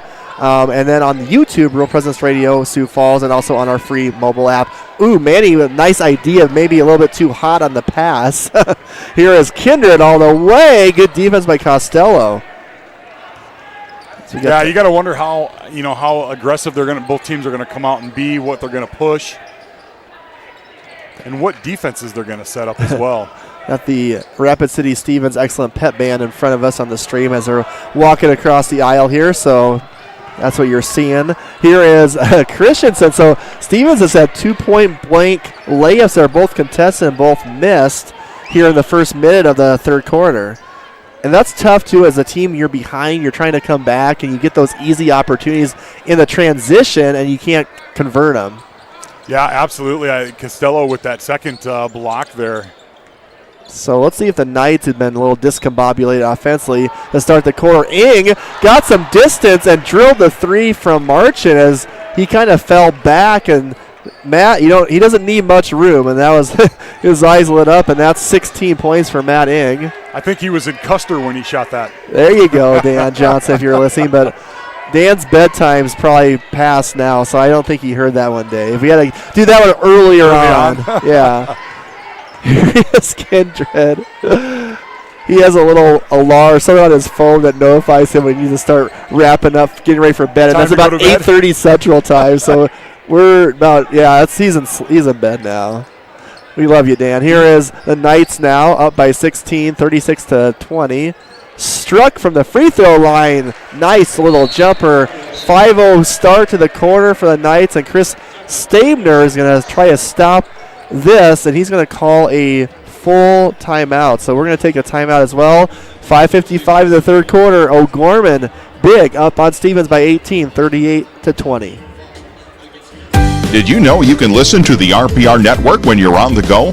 Just search for Real Presence Radio in your app store. Listen live to any station across the network at any time, so you can stay connected to your local community from wherever you are.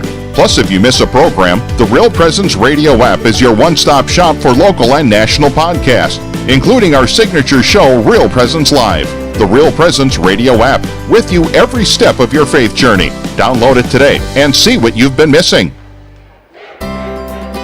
Here at Catholic Family Services, we believe counseling is for everyone. Catholic Family Services is here to help whether you are navigating a life transition, such as going to college or changing career paths, wanting to improve your communication skills, making plans for your future family, or wanting to understand mental health. If you would like more information or to set up an appointment with one of our trained professionals, call Catholic Family Services at 605-988-3775. All right, welcome back. And the Stevens Raiders with the ball after the timeout by Coach Stabner. He gets a wide open three by Christensen, but it just rolls in and out. Nice job, John, getting up and getting that rebound with some force there. Coach Stabner, an excellent basketball player in his day at Harrisburg High School and then had his collegiate career at South Dakota State. Manny is we're gonna foul, I think, on, let's see, on Struck, maybe? Yeah, I think it was on Struck. It looked like David was setting up a screen, handed off to Manny, and Manny was going to hit David on the cut, but Goldie had intercepted that. You're probably not going to take the ball away from him. Right. That's 2 fouls on Manny, so he's going to sit. Costello is also going to sit. So Gavin Muirhead and Chad Ambrose have checked in the game, which are kind of two opposite type players. Ambrose is the guy who pops the threes, and Muirhead's more the guy that slams in the shots from the shorter distances. Christensen gets the open jumper and scores it. Boy, Christensen's got a beautiful shot there. Gets himself elevated up in the air for that jumper. And at that height, it's hard to even come close to blocking it, too, with that wingspan. There's a miss by Rush. Kindred, with a little bit of momentum, he's cut off by Rush and fouled. Which actually really isn't a bad thing on a break like that, just to kind of, as your defense is scrambling to get back. And you're not in the penalty, and that's his only second foul. Absolutely. Like they say for a quarterback, sometimes throwing the ball out of bounds or just an incompletion is not a bad play. Yep. Here is Kindred. He has some nice moves as he hits the step back shot there. Try to use a lot of football analogies when he came with basketball. Here is a steal by Ogle, and they're going to give him the and one on the continuation, which is, you don't see that as much in high school as you do in the NBA, but Stevens will take it. Yeah, that's kind of crazy because he blew the whistle at the free throw line. He kept two more steps at least. And then he gives them the continuation on the foul shot. So Coach Roby calls a timeout as he's talking to the referee who called that. And we got I think it's a full timeout. Yes. So we're going to take a quick 30-second break with the Knights now only up 12, 38-26, 4:37 left here in the third quarter. Hello, this is Mark Konzemius, president of the Catholic Community Foundation for Eastern South Dakota. Preparing for the end of life can be overwhelming, even scary. Yet as disciples of Christ, we live in great hope and the reality of God's promise that death is not the end, but a new beginning. The End-of-Life Planning Workbook for Catholics is now available. I encourage you to reach out to one of our Catholic Community Foundation offices or ccfesd.org. May God bless each of us on our journey to heaven. So earlier in the day, we had the JV girls overtime loss by 1. We had the boys sophomore, O'Gorman won 59-43. They're 11-1 on the season. Henry Theobald with 20 points in that game. And then the JV boys, thriller at the end. They win 53-51 with Muirhead putting the layaway back shot from 5 feet out and tipping that back in to win the ball game. Yeah, that was some play, and I think, folks, that would be on the video stream. So if you wanted to rewatch that tonight or tomorrow, we were actually kind of doing the play-by-play for that. So you could probably find that on YouTube, Real Presence Radio Sioux Falls, before the girls' varsity game on the video stream, probably within the first 20 minutes of it, actually. Here is Alpers down low over Goldie. He got the friendly roll that time, so David is with 12 now, I believe. Nice spin. Goldie did everything he could to get himself in position and play defense there. David able to elevate and get up. So now Goldie throws it back out to Christensen, and he's going to get an illegal screen as he clipped Ambrose. And Chad's a big guy. When he goes flailing like that, he can kind of tell he got hit by something. Yeah, these guys don't flop. You know, they don't flop unless they're really hit hard. The guy that I miss a little bit, who really was good last year, who graduated at taking charges, was Reese Arbogast. Yes. I said Reese Ambrose. Yeah, Reese was really good at that. I think he took about 12 or 13 of those last year. He'd get set up and he'd put his hands down, and you knew. And he's good at selling them, too. Reese was a pretty good little actor sometimes. Here's Manny as a Stevens defender. Ogle flew right by and misses a 3. Back out to Matt Ing for 3. Air ball. And it'll be Stevens' ball. They had some good opportunities to put the ball in, just couldn't quite get its fall. That's Matt's second air ball. Maybe it's a little breezy here in the gym.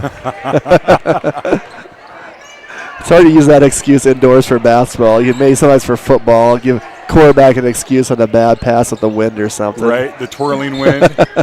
Another call, Kindred, for a travel. Which Coach Stainer, these turnovers just have to be killing him. He had 11 at halftime. A lot of, I mean, you don't even get a shot up on a possession in a game like this. It's so hard to win against a really good team like O'Gorman. Right, exactly, especially being down where they're at now. So the Knights running the little set for Ambrose he's going to dribble, shoot the jumper. No good. Look at Muirhead flying over to Struck. What a play by Gavin Muirhead. Oh, and then he picks up a foul on the other end here. Yeah, great job, Muirhead, getting up and getting that rebound. And then a nice little dump off to Manny. I mean, that was all in one motion, too. You catch the ball, and then the vision to see Manny was incredible.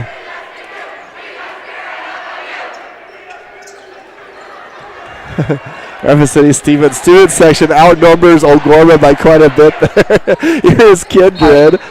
Oh, good play by Kindred. I think the Rapid City Stevens sent some of their boys over to the Gorman student section. Yeah, because I don't recognize those two standing up. Okay. You sometimes see that as Kindred will have a shot for an AM1. It's 42-29. I believe he now has 14. The foul is on let's see, Heckenleibel, I guess, who just checked in the game. But you see that size of state tournaments when I say it's like a Stevens has to travel to Sioux Falls, and they don't have many students. You know, I see another school sit in their student section, help them out, which is always, I thought, pretty cool. Pretty fun, yeah. Yep. So Kindred has the 3-point play, and the scoreboard keeps changing to sponsors, and I'm trying to see how many points he has. So I think it's 15. 15, okay. All right, bro, look at the other scoreboard. Caught myself there. Down low to Costello. It's kind of a quiet night offensively, but done a lot of other things pretty well. The Cook shot, no good, follows it up. Ambrose gets it, misses it, and Nate Kindred has it. As 3 Knights around him, he's going to fast break it now. All the way, and Mira with a great block, but they're going to call Heckenleibel for the foul. And Kindred is down, and he's going to get up. Bend over a little bit. I wonder if that's a... Well, I thought Heckenleibel was there quite a bit earlier than Kindred. Muirhead with the nice block, though. So that's Heckenleibel's second foul in about 30 seconds. At this rate, he'll be fouled out by the end of the third quarter. Kindred to the line for 2. Good on that one. 16 for Nate. Wonder where he's looking at for college basketball. Some of his skill set, you would think he would definitely, there'll be colleges looking at him. So if any Stevens fans are listening right now, feel free to type that in the YouTube comment section. Misses the second one, and Matthew Weber will get kind of a not a smart foul. You get so far away from your basket like that. Yeah, it looks like Kindred is limping a little bit as he goes off the court there. It's like he's, well... Is he holding his hamstring? Kind of his backside. I know it's hard to back hit a hamstring, and it's all kind of. Yeah, he's a good physical kid. You think about like Dakota Wesleyan, who's got a great boys basketball program. He fit in well there. Matt airballs it. Mira gets it, and almost kind of. I won't give him the full dunk, half dunk on that one. Who saved that ball? Was that John? That was John. Yes. Okay. So Manny with a rebound. Knights have some leapers, that's for sure, on this team. Ambrose, as you see, he actually has Hafes, the guard, guarding him, and that's a second 3 for Muirhead tonight. It's interesting they put a guard, I think, on Ambrose just to get someone quicker out there to deny that shot. Right. So here's Colin Ray with it. He'll shoot the jumper over Ambrose and drill it. Long 2-point shot for him there, top of the key. He almost looked off balance when he shot that. And he didn't get too far off the ground either. Here it is. It's 44-33, so gosh, we had the Knights. We felt like it was going to be a blowout here as Ambrose no got a 3 at the start of the third quarter, and Stevens just keeps hanging in there. Yeah, we've kind of lost ourselves here down in the paint. Manny's going to get a foul as he was on the back of Ray that time. I think that's 3, I believe, on Struck now. Those are always those dangerous situations, too, when a player like Manny leaps in the air and the offense player kind of stands there and stops, and so I see the guy will fall over a player's back, and those are just, nothing happened there like that, but those are those dangerous plays. When you leave your feet like that, you put yourselves, you're not able to protect yourself as much. Yeah, nothing good ever happens. Yeah. So Ray will... Gosh, I just looked, Dave. We're already at 17 fouls, so they're in the 1, and that was a 1-and-1, and Ray missed that. So that's something to monitor here as we go to the fourth quarter with the Knights in bad foul trouble right now. 2 fouls for Stevens, now 3 as Ogle fouled Costello on the basket cut. I talked that foul into existence, folks. Right. Nice job with the cut by John to get down low.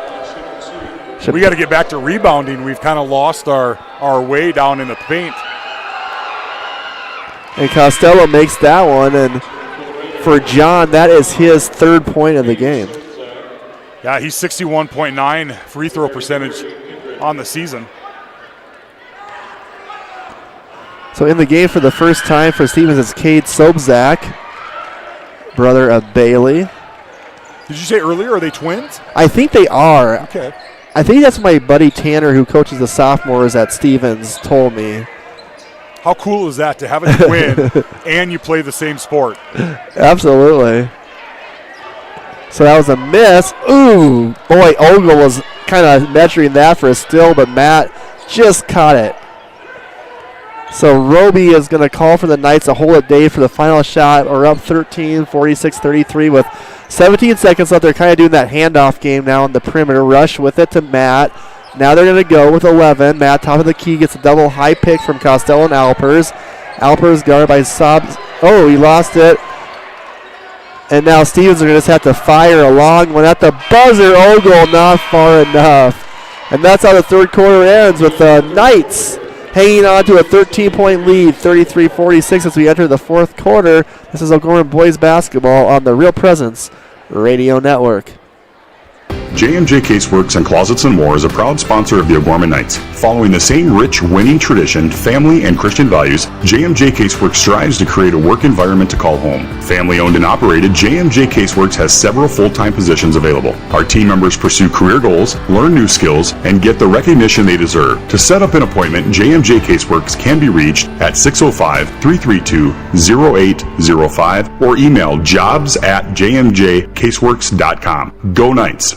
At Guarantee Roofing and Sheet Metal, we are guided by one simple principle. We do what we say we're going to do. We believe in ensuring our customers are happy with the work we deliver. Guarantee Roofing and Sheet Metal was established in Sioux Falls in 1981 and has been involved with installing more than 100 million square feet of commercial roofing across the Midwest. We have worked on businesses including schools, universities, hospitals, churches, and factories. For more information, we can be reached at 605-331-5121 or online at guaranteeroofingsd.com.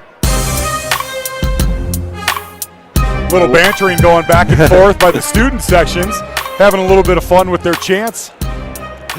So how has this first boys basketball experience been for you so far? Your son's playing. I think that's to be pretty cool for you, doesn't it? A different perspective watching a game. Absolutely. At a young age, I've been able to coach David in football and baseball and stuff, so it's always been fun to be able to see it from that level. But up here broadcasting, being able to talk back and forth with you, look at stats, it's truly amazing. It's fun. It's something that I'll definitely always remember. So Matt Ing, that's something we'll remember too, as he'll hit a nice shot to start the quarter to make it a 15-point game. That's something both Coach Colesrud and Roby, trying to say those two names together, it's never a good idea. Those first couple minutes of quarters are always so key, to get that momentum to start each quarter, and that's a good way to start for O'Gorman as Kindred goes in against David Alpers, and Alpers will get a foul as Nate Kindred went by him for the basket, and he'll get 2 free throws. Yeah, you always want to start each quarter as fast as you can. You want to come out of the gates. 1 is play great defense,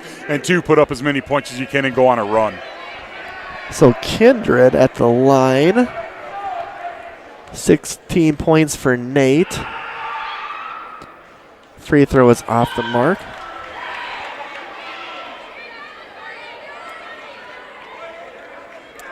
And again, if folks is tuning in, this is a doubleheader. So the O'Gorman girls won the first game 50-36.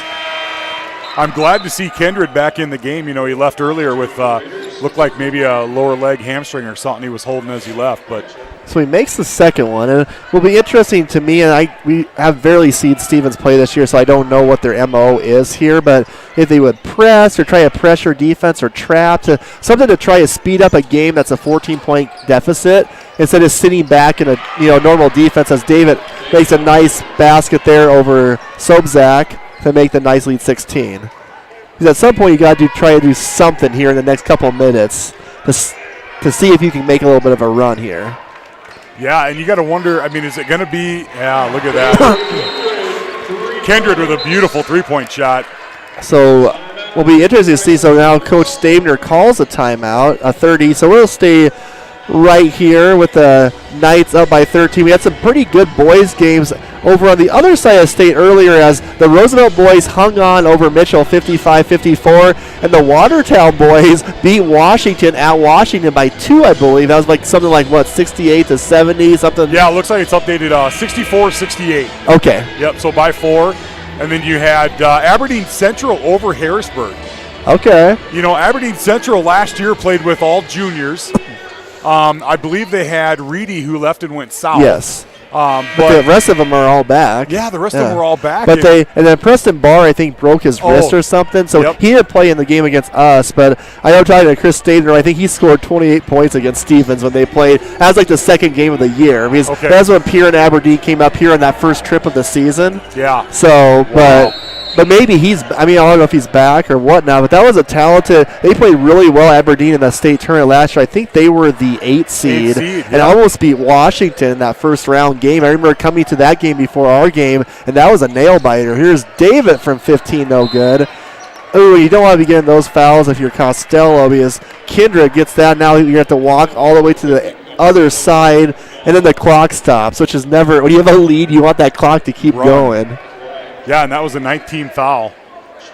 So will be after this one where they get the double bonus. Is it at 10? Yep.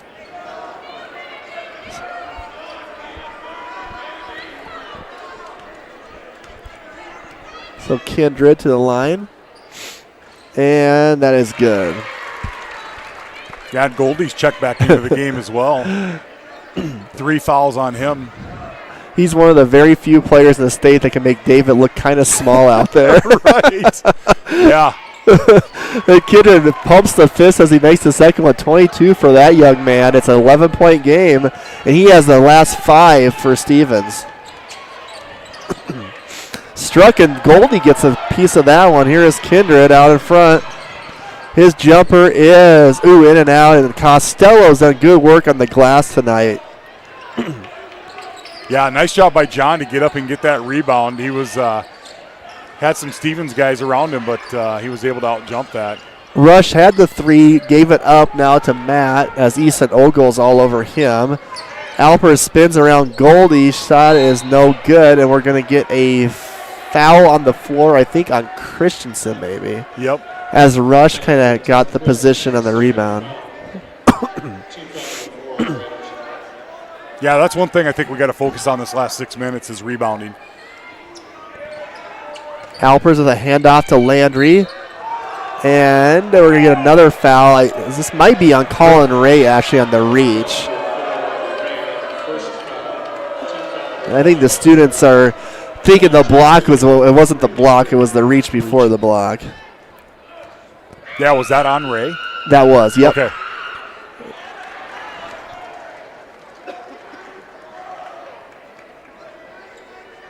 So Rush misses the first free throw. He's going to have one more.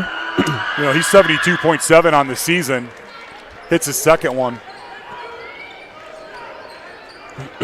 So here comes Ray for the Raiders. Hands off to Ogle to Christensen. Good job by Manny taking away that back cut by Kindred. Trying to run him off a screen by Goldie, but Goldie kind of whiffed on the screen. Got that one, though. Here is Goldie down low. Costello, good feel, kind of. I think did that shot hit the rim, Dave? Yeah. Yeah. So the clock was confused. So I got to reset that. I don't know if they're going to put maybe like 33 on it or what they're going to do.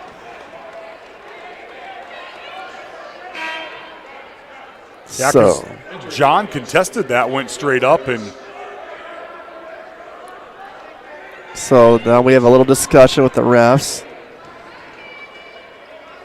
Roby is telling his boys to come to him and Stabner, so it's almost like a non-called timeout for both coaches, and the referees are trying to figure out this shot clock situation. So it's 51-39. Any shout-outs when we have a little bit of a break and play, Dave, you want to give anyone listening or watching tonight? Yeah, shout-out to my mom, Joyce Alpers, down in Tampa, Florida. I know it's supposed to be warm down there, but it sounds like they've had some snow in Florida. Oh, wow. I did not know that. It's kind of funny. Every time I talk to my mom and the temp drops anywhere around 60 degrees, they're pulling out sweatshirts, jackets. I'd be in the pool. I'd be trying to get a sunburn at 60 degrees. But, yeah, it's always funny when we talk to her and ask her how the weather is. And, it's 65. Had to get the jacket out. I think anyone here in South Dakota would be like, we'll take 60 degrees in a heartbeat right now. He'd be water skiing. Tough shot by Kindred. Air balls as he's looking at the ref for a foul on Landry. Nothing called. I don't know if I saw much there, but anyway, I'll go with the ball. Ambrose is in for the Knights. Muirhead, Landry, Ing, and David Alpers are your 5. Good defense so far by Ing on this possession. Dave down low. Shoots it no good. Off, I think, David. Yep. So Goldie doing a pretty good job that time defensively. Yeah, he got a great look. He elevated, took the shot, just a little flat there.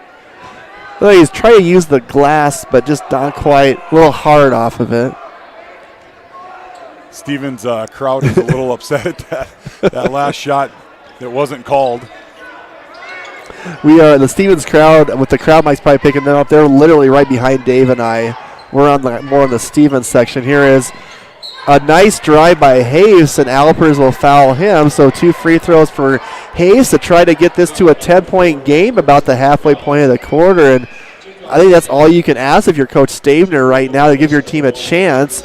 O'Gorman, Coach Alex Stroby's hands were kind of in his face there a little bit. I think they were hoping this game would be out of reach, by now. And right. Hayes makes that first one. Then you never know. Say it's an 8-point game. Stevens hits 2 threes, and it's like, holy moly. So you got to put teams away when you can, I guess is my point, especially home teams. Here is Hayes, makes them both, so 10-point game. Let's see for the Knights who they're going to go to here maybe to get a basket. Yeah, I'd look at Ing. So Ing has 18. David has 14. Ambrose had the 2 threes in the second quarter. Here is Rush. Lines it up a little bit short. Loose ball. Oh, no. There's a foul on David on Marchant.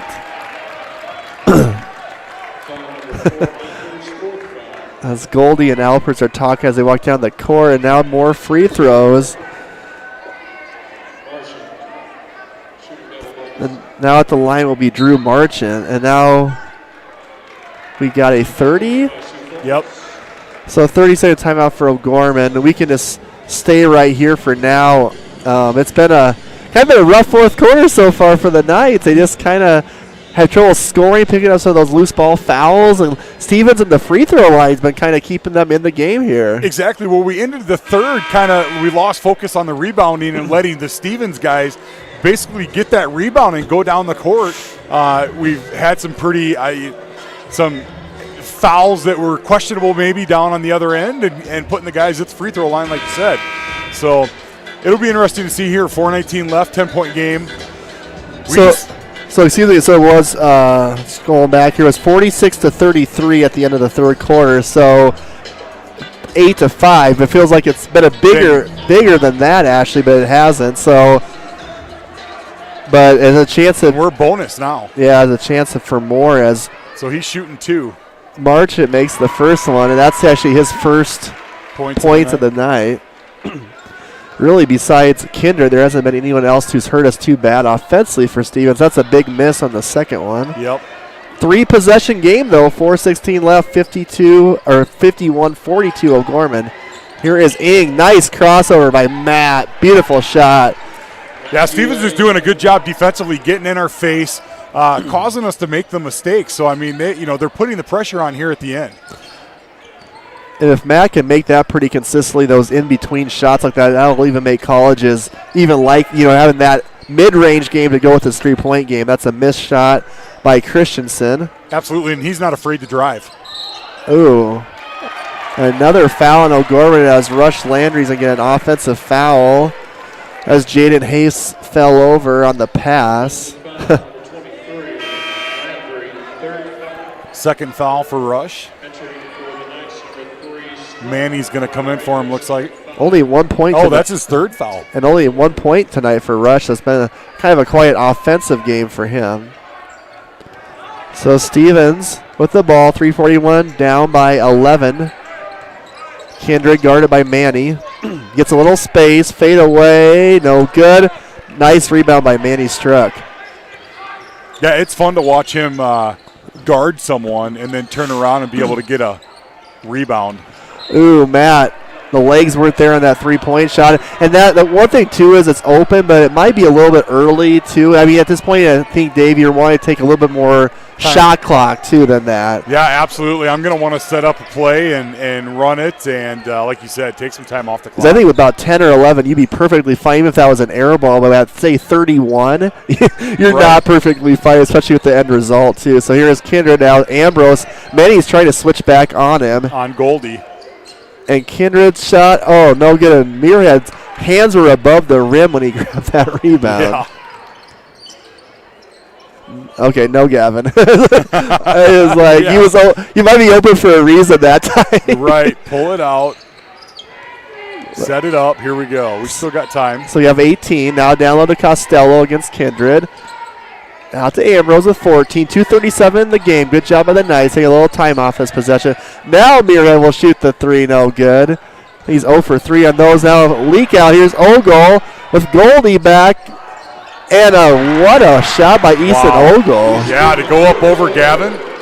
I thought he was going to dump it out to either Goldie or there's another Stevens guy for an easier shot, but he just took it himself. Now they're going to do a little bit of that trapping, Dave, that I mentioned earlier in the quarter. You got to be smart now if you're O'Gorman. Yep. You don't wait too long, but you don't want to go too quick here either. So now it's a 9-point game, 2 minutes even. Gavin to Costello. Manny at the stream by Ambrose. That's tipped away by Christensen and a steal by Hayes. If you're Stevens, you got to be pushing this ball. Yep.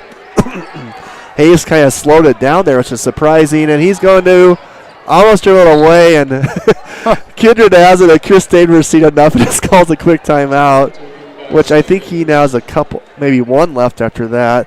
So we're going to take a quick break as well. Game's getting a little bit tighter, 53-44, with 1:43 left here in the fourth quarter. Real Presence Radio will be broadcasting an estimated 42 Sioux Falls O'Gorman girls and boys basketball games from the middle of December 2021 to the middle of March 2022. Tune into the RPR network on 94.5 FM Sioux Falls, 91.3 FM Hartford, online at realpresenceradio.com, on our free mobile app, and on YouTube at Real Presence Radio Sioux Falls. If your business would like to sponsor our O'Gorman basketball broadcast, contact me, Brett Byler, at 605-670-8333. Well, we kind of could have an interesting situation here. It's a 9-point game, which means it's a 3-possession game. O'Gorman is in the penalty with their 10 fouls. Stevens will have the ball with 24 on the shot clock here. We'll see what Coach Stabner draws up here. I think you're trying to set up a three-pointer here for your Coach Stabner. Maybe try to get the Kindred or one of your guys, Christensen, here. Because if you make it a 6-point game, then you can really get it a little bit interesting. But we'll see what happens. 53-44, minute 43 left. Here is Colin Ray with it. Let's get the stream on the game, Brett. Here we go. It's a good-looking scoreboard, though, I was showing on the video stream. Here is Kindred, guarded by Struck. Good block by Manny on the step-through. Like you said, Dave, love watching Manny play defense. Yeah. Because he has the athleticism measured with the length, and it's kind of a smart player, too. And he's like we talked about in the girls' game, he's a quick twitch, muscle kid. Ooh, and David didn't even see Colin Ray that time, who steals it from him. And he gets it. That's a travel, isn't it? Yep. Okay. Because you can't really pass it to yourself. Right. Yeah, Manny is so fun to watch. And Ray, I think he kicked the bench as he goes out. Uh-oh. So, ooh, boy. I guess you can. I think you can throw it in the backcourt. So that'd been fine. There's a foul on Kindred, who the guy, if you're Stevens, if you would try not to foul here, would be Ing. Right. You know, I didn't even say anyone else. Nothing against anyone else, but that's any one of those other guys touch the ball, I'm grabbing them. Right. You might try for a steal, for that first 5 seconds in a trap. If you don't get it, then foul. But you don't want to waste much. As we're getting to a minute being down 9, you don't want to waste much more time than that. Yeah, and the next foul's 1-1, so. Ooh, Manny was open, but that pass is a little bit off. Here is Christensen all the way for the slam. Got to break this press now if you're O'Gorman. 7-point game. Struck does. Ooh, and Kindred.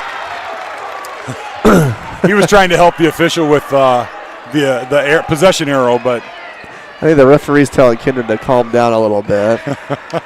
So he had some words with Ing after that play. So 7-point game now, 47 seconds left. Knights ball. Got to be strong with the ball here if you're O'Gorman. Probably try to get Ing the ball if So Kindred's going to foul Struck as he tightens up those yellow shoes, and he'll go to the line for a 1-and-1. What was the deal with the yellow shoes? I remember his brother talking about them. Was there? Isaac's probably listening. You have to text us, Isaac. I can't quite remember. There is, I think, something, though. Here is Manny. Get in there. That ball didn't look like to me because it had no arc on it. I didn't know if it could get above the rim, but it got the nice roll. He's a 65.0% shooter. That one's short. And so he gets 102. 8-point game. Here comes Kindred. Got to hurry if you're Stevens. 39 seconds left. Guard by Struck. Screen by Haves. Down low to Goldie. Gets it back and scores a Ben Goldie for the basket. Yeah, that was through the legs and through the arms of a couple Knights there. So that is a 6-point game. This is close as this ball game's been since the early stages of this. I mean, with the first couple minutes of the game before Knights got to 12-3 lead. So Stevens only has one timeout left. O'Gorman does have two. So if you're Coach Roby, you're telling your inbounds passer, if you can't get it inbounds, call the timeout. Yep. Because we saw a quick, was it the girls' game or was that 5-second call? Yeah. I think, or maybe it was. I think it might have been. No, it's an NBA game. I was watching the Lakers Clippers last night. It might, and who knows if having the girls' game is. This is one of those quick 5-second calls, but you're gonna probably try to get the ball to Matt Ing if you're O'Gorman. Right. Again, like I said, if you're Stevens, I think it's okay to try to trap the initial pass, see if you can create a turnover, and then foul him. Yeah. Because I've never been a fan of just automatically just fouling right away. Right. What's the sense in that? At least try to go for a steal turnover. So we're at the ball underneath the Stevens hoop, always a dangerous place to, be, especially their student section right behind John. I'm sure it's saying nothing but nice things to him. Here is Rush Landry, is triple teamed and fouled. And a big, strong kid like Rush isn't a bad one to get the ball in a situation like that where he's probably less likely to, say, lose the ball than someone who's maybe a little bit slighter exactly, in that situation. So it's the long walk to the free throw line. So this will be a 1-and-1 for Rush. If you're Stevens, Goldie, and Kindred, you got to box out too because you can't assume he's going to make it. And that one is good. There we go. See the reverse jinx there? I know. I got the number in my head, and I didn't want to say it yet. One more for Rush. Manny checks out. Muirhead checks in. Interesting substitution there. Yeah, Goldie checked out. They must be looking for three-point shooters here for Stevens. Free throw is good for Rush. 72% on the season for Rush. There you go. 8-point game. Here comes Colin Ray. 56-48. 22 seconds left. Long three over Alpers. No good. That's Ogle skies for the rebound. Ray in against Muirhead, and he is, a block on Gavin. That was close to being a charge. Yeah, that's one of those things I don't understand. He extends his arm on that as he drives, yet. He kind of got a shoulder and elbow right in the midsection, too. Yeah.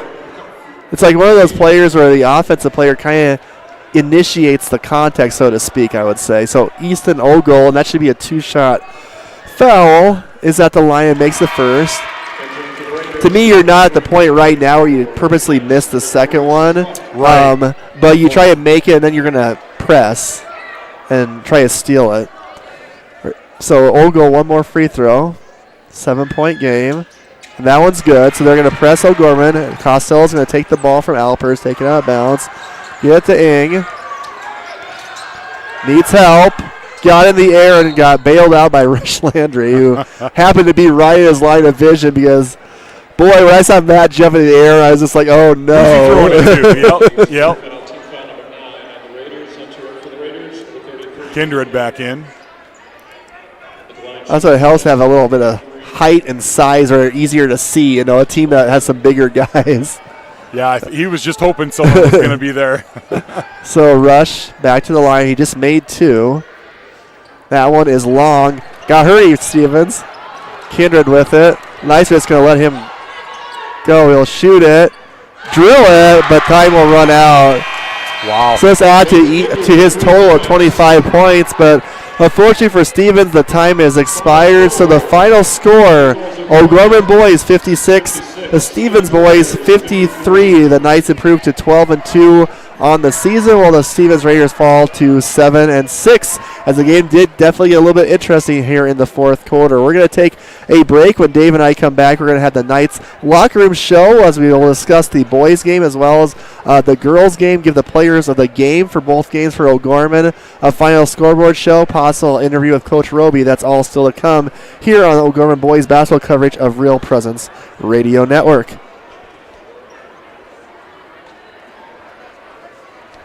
Your family is depending on you to provide financial security for them. The Knights of Columbus can help you with insurance solutions such as disability income, long-term care, both term and whole life, annuities, retirement, and estate planning services. Join the Knights of Columbus today at kfc.org/join us for access to all these insurance services. Call the BB Agency at 605-882-8689. That's 605-882-8689. At Guarantee Roofing and Sheet Metal, we are guided by one simple principle. We do what we say we're going to do. We believe in ensuring our customers are happy with the work we deliver. Guarantee Roofing and Sheet Metal was established in Sioux Falls in 1981 and has been involved with installing more than 100 million square feet of commercial roofing across the Midwest. We have worked on businesses including schools, universities, hospitals, churches, and factories. For more information, we can be reached at 605-331-5121 or online at guaranteeroofingsd.com. Imagine a place where your child is always welcome, where faith and education go hand in hand, and character is developed through perseverance and service, ensuring a love of learning and a compassion for others. Built on a foundation of Catholic values, where faith is not only talked about, but lived. Bishop O'Gorman Catholic Schools, where you belong.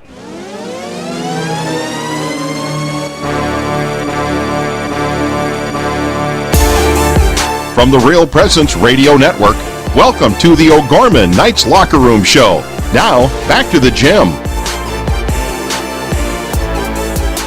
All right, folks, welcome back to Rapid City Stevens High School. Always a fun gym, Dave, and I've talked about this. This is kind of fun for me being a small-town Nebraska boy, playing a lot of small gyms in my career, and then, coming over to cover O'Gorman, playing a lot of these big AA arenas. My first time ever in the Huron Arena was a couple years ago, the Watertown Civic Arena.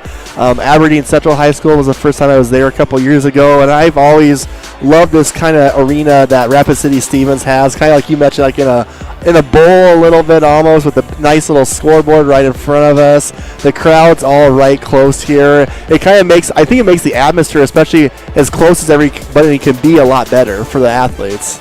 Absolutely, yeah. This setting is amazing. You've already said it. It's a bowl type setting, and the bleachers are all up around you, and yeah, you get to look down on the action.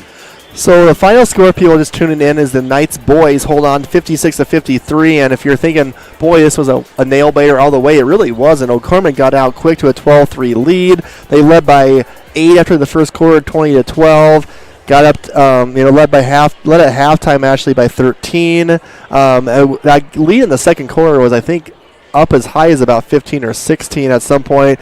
They were even through the three quarters, so we had that 13-point lead. And then toward the fourth quarter, we kind of got into foul trouble at the end of the third quarter. We were already in that bonus with those 7 fouls. We kind of had a little rough patch offensively. We had a lot of fouls. They made some free throws, and they, for the most part, it was, a 3-possession game. At the very end, they hit a few late threes, but able to hold on. You always like to win these road games. Now we're 8-0, Dave. Can you believe that on the road this season? We're kind of, road warriors, so to speak. Yeah, it's kind of crazy. It's always tough to go into someone else's gym, especially when you got a large student body like Stevens had tonight, and, play good when you're traveling. So I got some final stats. I'm interested to kind of peel through those as we're talking. So O'Gorman shot 22 out of 56%, or 22 out of 56 from the field in the ball game, 39%, 6 for 17 for threes. They shot from the free throw line. We were let's see, 6 for 14, which isn't very good. And we actually out-rebounded them by 12, 43-31, so did well in that category. We did have 14 turnovers. Stevens also had 14 turnovers in the ball game. Stevens only shot 19 for 55, which is 34% in the game. 3 for 14 for threes. They were 12 for 17, so they were plus 6 at the free throw line. Minus 12 on the rebounds as well. So that was leading scores, obviously, Nate Kindred. He had 25 points. And then Charles Christensen with 10 for the Knights, 20 points for Matt Ing, 8 for 15 from the field, 4 for 10 for threes. David Alpers had 14 and 10. Another double-double for Dave as well. So kind of, it's always fun getting those final stats that kind of see, in your mind, you always are trying to project what players had. And at O'Gorman, unfortunately, we get great job by Ken Lindemann after the games, get those stats. But like the pure games, like I knew David had a ton of rebounds. I do my player of the game tweet to him. All I knew is he had 18 points. I didn't want to guess. If I figured he had a double-double, he ended up having 14 rebounds. It'd be nice to have that with you. But overall, I kind of like the Stevens team, Dave. I think they're a team. Coach Stater does a terrific job with them. He always does. If they can keep improving, then this little final stretch, you're going to be playing a lot tougher schedule. So I think in a way, even though they might lose some of these games, I think that can only help you as you prepare for the SODAC and state, because you're not going to be playing, if you make it a state tournament, you're not going to be playing easy teams. Everyone's going to be good. Yeah, exactly, and they're dangerous in that way as well. I think a team like O'Gorman probably took them a little bit for granted, and they came out that fourth quarter and they were able to put the pressure on O'Gorman and play well. I think sometimes, it's just natural. You relax a little bit when you get a lead like that. I don't say O'Gorman did that totally, but sometimes you just lose a little bit of that fire and energy, and I think that's what happened. I'm going to take a quick break because I think Coach Roby might be working his way up to us, and when we come back, we might get to talk to the winning coach, Coach Derek Roby, and that's still to come on the Knights Locker Room Show.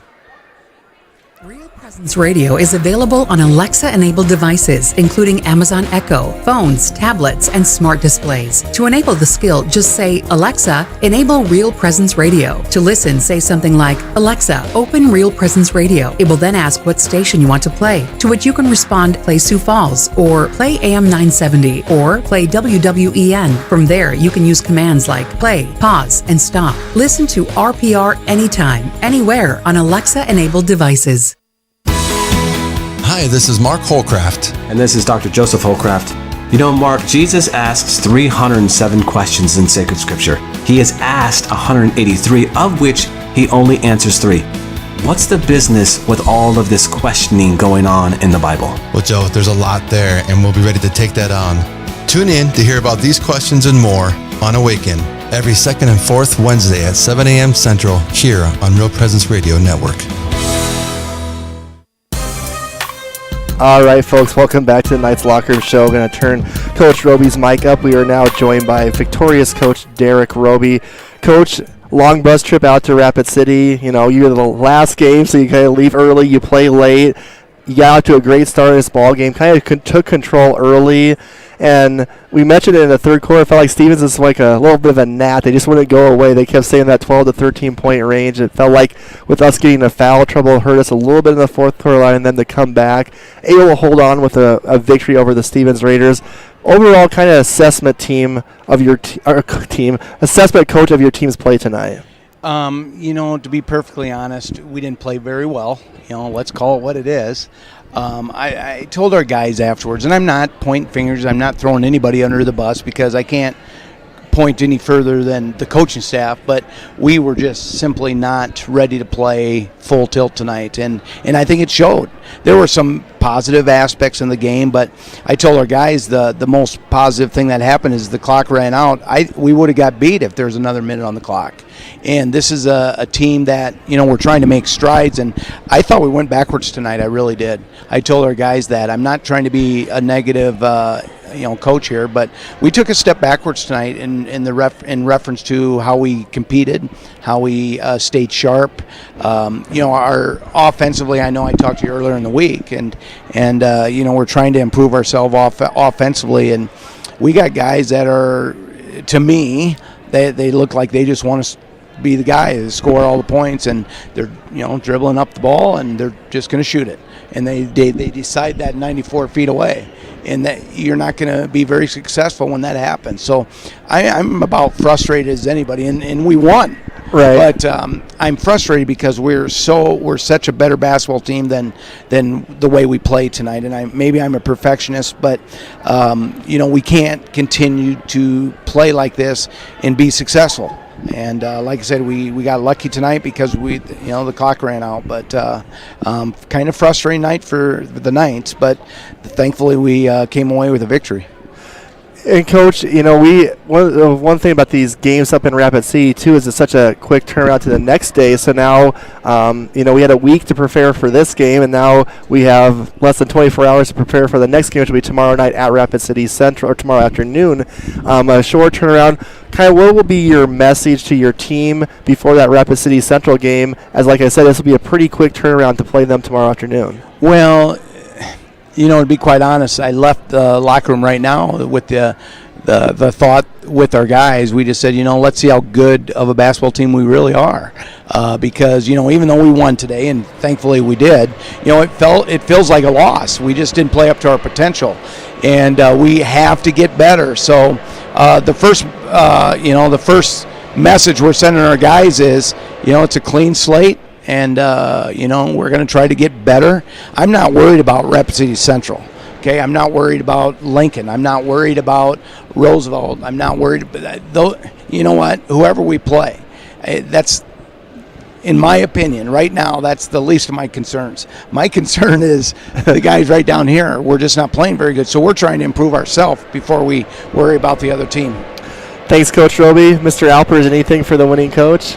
I got nothing. Okay, well, I'm glad you had fun. Well, thanks, Coach. We'll see you tomorrow. That was O'Gorman boys coach Derek Roby, victorious over Rapid City Stevens tonight, 56-53. We'll take one more quick break, and then we'll come back with our players of the game for the girls and boys, a final scoreboard wrap, and then we'll be ready to set you up for tomorrow's games against Rapid City Central, also to come on the Knights Locker Room Show. Real Presence Radio is available on Google Assistant devices, including Google Home, phones, tablets, and smart displays. To start this action, say something like, "Okay, Google, talk to Real Presence Radio." It will then ask what station you want to play, to which you can respond, "Play Sioux Falls," or "Play AM 970," or "Play WWEN." From there, you can use words like play, pause, and stop. Listen to RPR anytime, anywhere on Google Assistant devices. Early in his time as the new bishop of the Diocese of Sioux Falls, Bishop Donald DeGrood sensed in prayer the vision that the Lord has for the diocese in our time: lifelong Catholic missionary discipleship through God's love. That is, for each and every Catholic in eastern South Dakota to receive God's love, to be in personal relationship with Jesus Christ, and to share that love with others. Find out more at sfcatholic.org/vision and discover the exciting and beautiful part you have to play in God's plan. All right, welcome back. Now it's time for the Knights player of the game tonight. I'll do the boys and let Dave take the girls. We kind of discussed this a little bit in our break. So for the boys tonight, the player of the game is Matt Ing. Matt had 20 points, which was a game high for O'Gorman. 8 for 15 shooting, 4 for 10 on threes. Kind of got us going with a couple of threes right away. He had 3 threes in the first basically quarter. It made the, he was just got us off to a great start. It's nice to see him get back in rhythm a little bit. Still had a couple open shots that were that were air balls. I think at the end his kind of legs were going a little bit, but he was consistent throughout the game. So Matt Ing is the boys player of the game. Dave, who do you got for the girls? It feels like that was yesterday when they played, but it wasn't, and they won over Stevens 50-36. Yeah, I've got Hannah Ronsik as player of the game for the girls. She just took control from the beginning, whether it was the three-point shot, it was setting up her offense, or driving to the lane. So Hannah Ronsik, player of the game. She had 24 points. Is that tonight. what it was? Yep. 24? Oh, I was going to say 30. I felt like she just scored a ton. Felt like it, but yeah. So congratulations to Hannah for the girls and for Matt for the boys. Tonight's player of the game is brought to you by Pizza Ranch and Fun Zone Arcade on 41st Street in Sioux Falls. I'm trying to get to the read here. Sorry, Pizza Ranch. They have a daily buffet and Fun Zone for kids to play in. Pizza Ranch can be reached at 271-8646. Final scoreboard update, Dave. What do we got tonight? Yeah, so for boys AA, final scoreboard, Aberdeen Central over Harrisburg 56-51.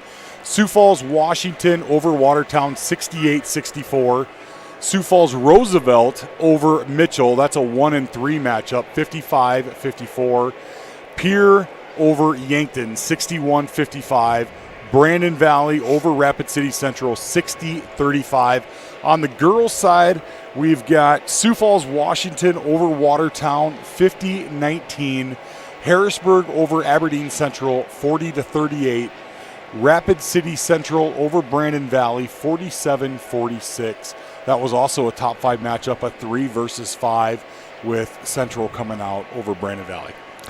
All right. Thank you so much, Dave. And again, thank you so much for helping me out tonight. It's hard for one person to talk consistently for 3 or 4 hours. And when I got the message and text from you, it was an easy yes for me. And it's, Dave and Isaac and Dan, myself, we do all this O'Gorman stuff. It's all volunteer based, and we all love providing this coverage for these great kids and great athletes to all their aunts, uncles, cousins. You never know where a stream could reach, or either on the app somewhere. We've had people from foreign countries listening, from Las Vegas, from all over the place, and it's just a fun thing for us to do. So I'm looking forward to having you back tomorrow afternoon. We're going to be courtside, so we're even going to be a little bit closer at Rapid City Central, and it will lead me right into my perfect segue, I guess. So tomorrow will be on the air. The girls play at Rapid City Central first, and the boys will follow. The girls game is scheduled to tip off around 12:30 p.m. Mountain Time, 1:30 Central Time. Boys around 2 p.m. Mountain Time. Probably go on the air around 12:10 Mountain Time, usually about 20 minutes or so before the girls' game to go on the air. And tomorrow, since we'll be sitting courtside, there won't be any video stream from us. There is a video stream on the Rapid City Central YouTube page as well. You can always watch that, listen to us, or just listen to us, whatever folks you want to do. But it should be a really good girls' game. The Central girls beat Brandon Valley tonight. They're ranked number 5 at 11-2, so that should be a good one. It'll be interesting. Rapid City Central boys team, a very young team, but you can't take any team for granted in AA. No, and Coach Bertram, he does such a great job with the teams that he's coached over the years. So it'll be exciting to see that girls' game, Rapid City Central, and what they bring to the court and just how we match up. Awesome. Well, thank you. Any final thoughts tonight, Dave? No, I want to thank you for allowing me to be here with you. I tell you, Dan, Isaac, and yourself, we love what you do as parents, and I know that all of our relatives that are outside of Sioux Falls, outside of South Dakota that get to listen, they absolutely love it. So thank you for all that you do for our kids that are playing sports. Awesome. Thank you so much. Thank you to all our listeners, viewers tonight on the radio, on the YouTube stream, on the mobile app. Well, the Knights victorious tonight, girls 50-36, and then the boys also victorious 56-53. For Dave Alpers, I'm Brett Byler. Everyone have a great night tonight. We'll see you tomorrow afternoon. Go Knights.